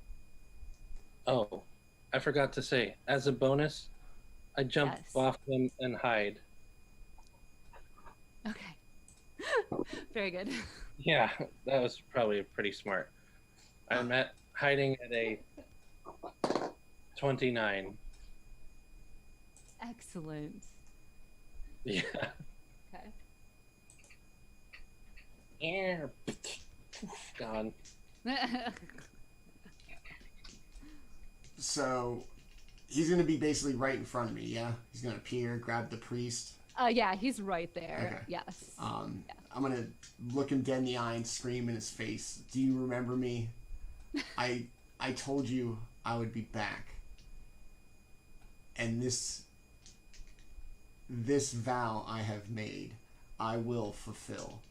And I am going to, as my bonus action with my, with my Amulet of the Devout, I basically get a free use of my Channel Divinity, which I will use, which is take a vow of enmity, which is me just cursing him. And then I'm going to take a big old swing at him with advantage.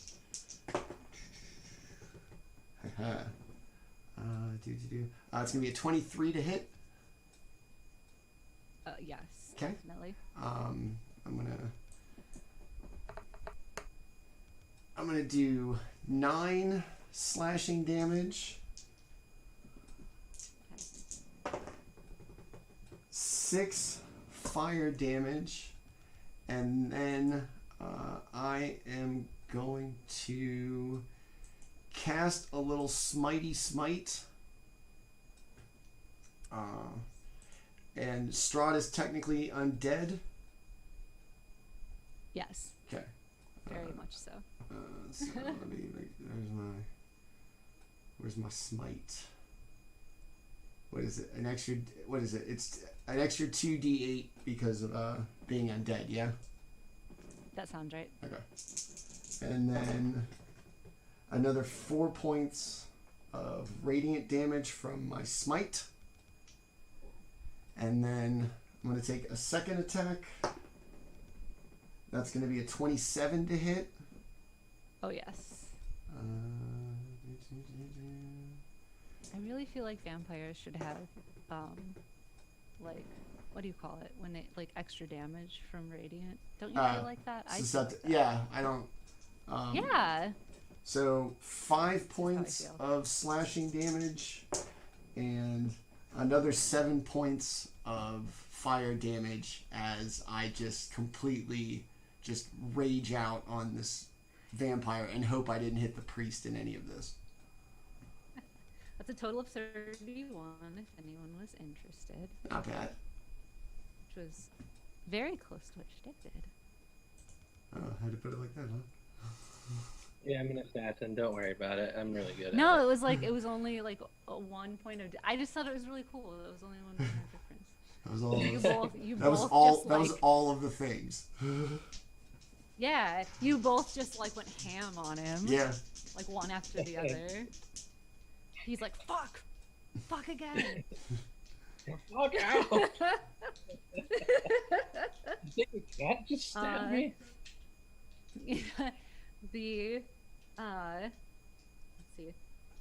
The vampire spawn and the bats are going to not know where Shtigg is, for one thing, because their passive perception is definitely not that good. Even Strahd's passive isn't as good as your Heidi skill. Thank God. It's pretty good, but it's not a 29. So, the spawn are gonna try to drag you away from him, Roderigo. But only the ones that are closest to you, because only like so many can really try to get to you. That is a 17 to hit. Not gonna get it done. And an 8 to hit. And a 19 to hit. 19 does get it done. And a dirty 20. Okay. All right. So you take 7 slashing damage and 9 slashing damage. Shoot. And bats are gonna descend on you. And they crit. Ah, all right. Oh, sorry for being so sneaky there. That's all right, buddy. You take so you take 10 piercing damage. I'm so sneaky. All right. Yeah, I know. This is the best they can do. I That know was you're close. really feeling the pain. I mean, I'm not gonna lie. I'm not enthusiastic about my current health situation. Oh, well, that makes me feel better. I don't play very often, so I don't know at what point to panic. But there's a part of me that goes, "Hey, dog, you're not doing very well." Like 10 hit points. That's when I start to panic. Baul, what would you like to do? Both of them have punched Strahd, and he's not gonna lie. Like, he kind of doesn't look as good as he should, but he also still looks like a pretty tough-ass bad guy. So,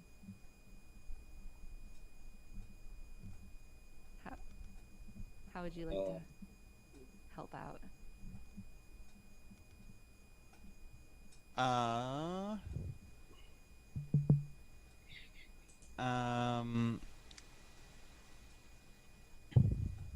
mean, I'm gonna do what I'm gonna do. I'm gonna shoot arrows.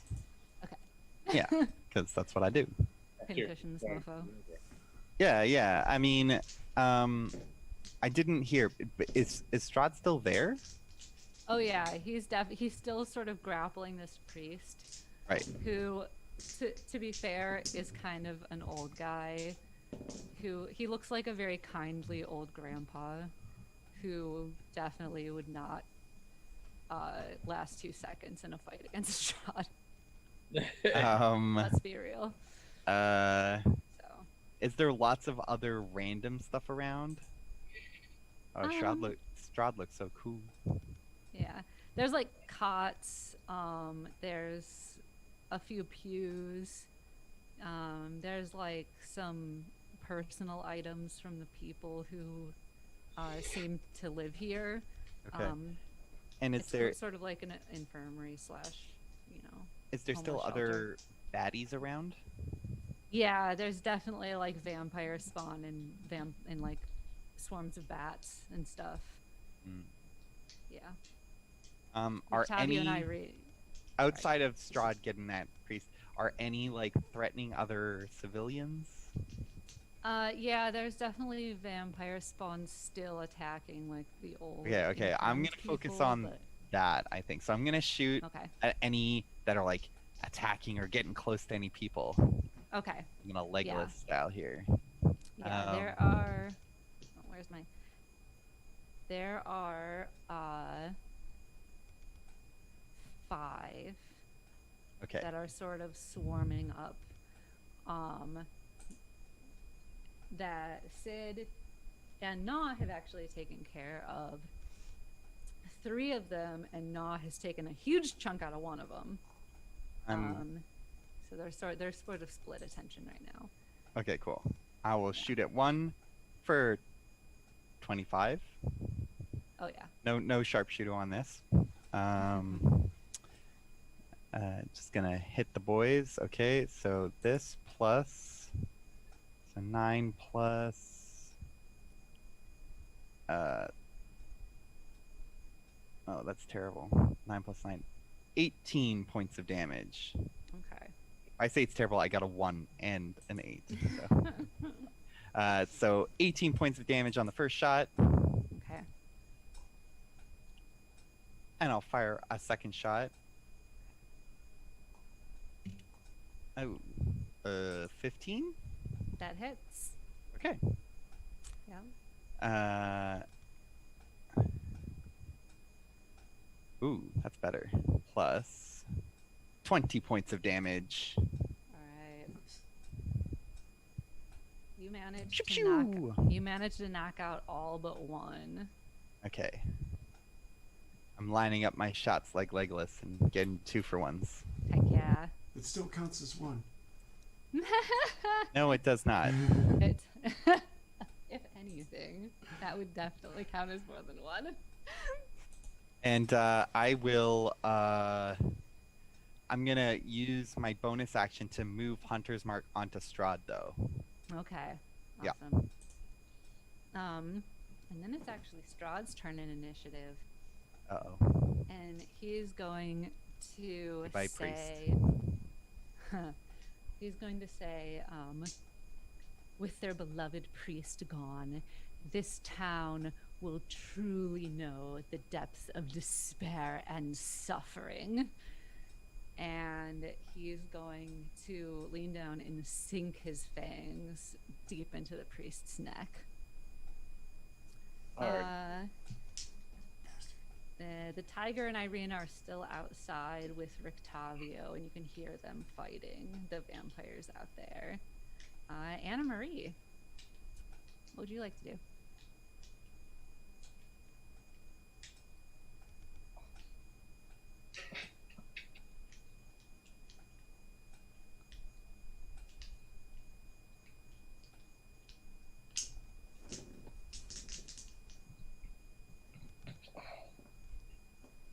Lewis? I'm just sorry. I'm just thinking real quick. Okay, that's fine. I can't play wizards because it's way too big brain for me. No, so it's take okay. your time. It's okay. Notice how I never have like any of my NPCs use spells because I'm like, oh, they're just gonna use their weapon. It's fine. So the Doing priest quick form. that he was attacking. Mhm. How far away was he from me? For reference from myself. Pretty close? It depends on where you teleported to, but yeah, pretty close. Yeah, because you only teleported 5 feet away. I just basically just put like the old lady in less danger than she was in. Like I didn't get her out of danger, I just got her in less danger. Yeah, he's like between 10 and 20 feet, depending on which Okay. direction you went with the old lady. Let me see. No, that. Okay. Well, that won't work. Never mind. Then I will cast.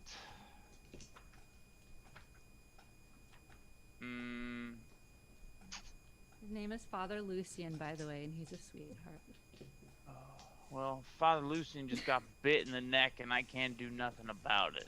He did. Yeah. Unless. He's still alive for now. Unless I. All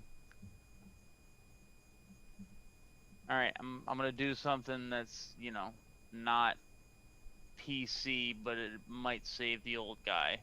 Ooh, I like it. So before he gets bit, I have the Warcaster, so I can take reactions and cast spells. Okay. Can I transform Father Lucian into an animal before he gets bitten? Go for it. All right. So I'm gonna give Father Lucian a chance to skitter off, and he's going to, like, as Strahd goes in to bite him on the neck, he's going to shrink down into a field mouse. Amazing. And just kind of like try to get lost in the feet. Awesome. I'm gonna eat him. I don't eat Father Lucian. Amazing. My choice. It's my... All right. So that was my reaction for I love that it. real quick. Okay. And then I'm going to do my best to try and get rid of more of the... Are there more bats or more vampire spawn? Both. All right. I guess I'm just going to send a magic missile into a group of vampire spawn, and that's D4 for 3 of them. So. All right. Let's see. That's all right. 5 for one, 4 for another, and 3 for another. 5, 4, and 3. Yep.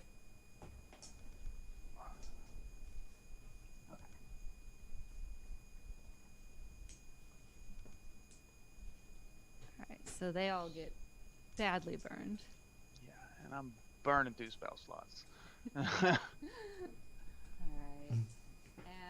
And Sid, it is your turn as Strahd lets out this sort of roar of frustration. Sid will go to Straw. And is Sid close enough? Okay, awesome. Yeah, oh yeah. It's not a big church. And he will swing his maul at Strahd. Okay. Ferociously. 14 to hit. How much? 14 to hit. 14. That will not hit. But 17 I will. to hit. 17 will hit. Awesome. So that one will do 14 magical bludgeoning damage. Nice. Null will also attack, dealing 15 to hit. No, not quite. It just misses. Okay, I've been rolling. Yesterday I rolled pretty poorly as well. I rolled like 2 1s yesterday. So. Is that your turn? Yeah, that's it. Me and Null are you- both next to him. You hit him, and you hear a bone crunch, Yes. and Gnaw leaps forward to bite down, and you swear it's gonna connect. And he clamps down on the air as Strahd collapses back into the form of the bat and swoops up into the swarm of bats, and they all swirl up and fly up out of the belfry. And sort of in the same moment, the vampire spawn just scatter out of the church, just crawling like roaches when you turn the light on, out of every hole. And I stick one of them and sneak attack him on the way out. yeah, Just kind of cheek and gone. you all get your opportunity attacks, and you can pick them off, at least a couple, as they flee into the night. And then you're left with quite a few dead bodies and some, weeping, panting, terrified civilians. But the knowledge that unless he was stepped on in the fray, you're pretty certain that you saved Father Lucien. Oh. Do I see a mouse?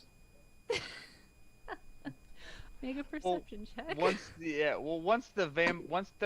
they all skitter off, he's gonna pop back into Okay. human form because I'll just drop it. You'll Where I saw a mouse. Where did it go? You'll see a mouse transform into Father Lucien. I'm so disappointed. And that's where we'll leave it for tonight because it's getting quite late, and I know it's late for some of you. You saved him Mouse twice. turned into a man. Yeah. Yes. You saved the priest twice. Congratulations, you saved the day. All right. All right. That was awesome. Anna Marie likes going to church every now and again, so old ladies and pastors can get in on her list. So 2 consecutive weeks, 2 consecutive trips to churches to, I don't know, varying, I think, effects of efficacy. All right. So yeah, that was great. Thank you. As always, we said this last week. Yeah, let's do a quick round the horn and we will get out of here. I'm Manny at GrowedUpGeek. On your social medias, I'm your host this evening and not Dungeon Master. I played Roderigo, and when I'm not playing in this game with this amazing group of people, I'm DMing for all of those down there on Tuesday nights on our other show. And I want to thank Litza again for coming in and letting me sit over here and play with my friends. It means a lot to me, so thank you. And let's go down to Shtigg. Tell us about Tenta. On Tenta, I play Shtigg, and on Tuesdays, I play Jatuli. I'm a big fan of tabletop games, video games, pro wrestling, all kinds of UFC and bare knuckle fighting, stuff like that. And you can talk to me about any of those things, including metal, on @RipTentaSqueeze on my Twitter. Awesome. Let's move down to our channel official, like artificer, basically. Way different than Orin in the stuff you can do here. You're gonna make me love artificers, buddy. Yes, artificers are very, like the subclasses really do feel different, and it helps because the core of the artificer class is kind of like it can do a lot of different things. So it really allows the subclasses to kind of push you in different directions. So I really like the class as a whole. But I'm Landon Baker. I'm a software developer or engineer, whatever flavor you want to call it. I love RPGs. I love video games. I guess it's the same thing for the most part. This D&D group has been awesome. And I'm really happy to be here. I've had fun with this fork shot. Awesome. Let's move over to our noted damage dealer, a far departure from his role on Tuesday nights as the pacifist. Baul, tell us about Dustin. My name is Dustin. Yes, I play pacifist in our regular game, but I decided to do the damage this game. And yeah, I'm lucky to get to play Dungeons and Dragons with a group of very awesome folks. Thanks, buddy. Appreciate it.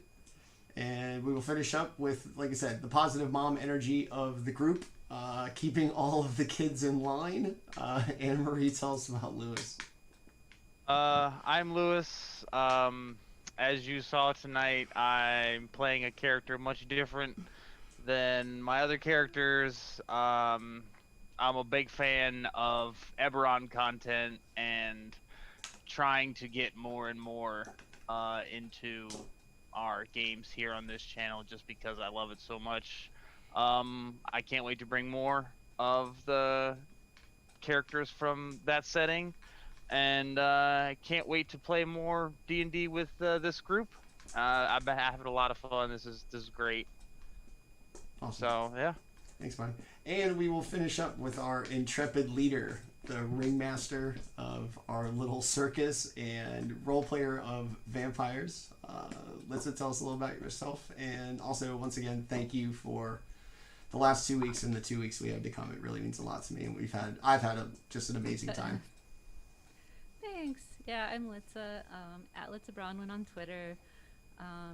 This is super fun. I love Barovia and Strahd. I like this setting a lot. I probably know way too much about it. Yeah, it's really cool to me. So I'm really glad I get to run this.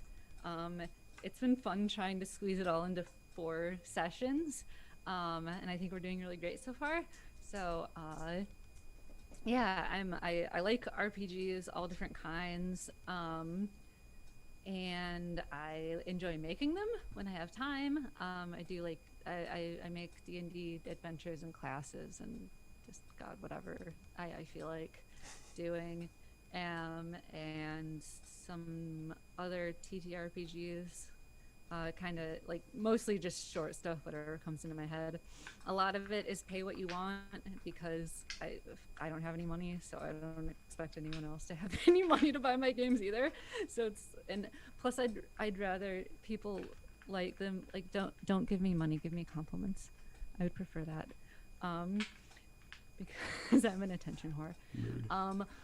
So I have an Ichio and I have a Patreon. Also, most stuff on my Patreon is also free. Anyway, what else? I like Magic School, so I'm excited about Strixhaven because people canceled Harry Potter. So now I have to replace it with a different Magic School. So Strixhaven. I'm pretty excited about that. Yeah. I'm glad they got rid of this. I'm glad they got rid of all the subclasses and turned it into like a feats-based thing, so that you're not just giving me a bunch of wizards that we already have. I have 0 opinions. I just want to go to wizard prom.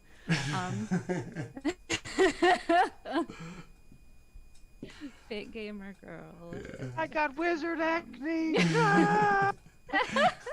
Wizard homework. This is bullshit. Wizard homework. What? No. Yeah. Yeah. Anyway, I don't know. I'm super chill. I like whatever. I don't care. I just want to have fun with my friends. Yeah. So that's me. IDK. Hit me up.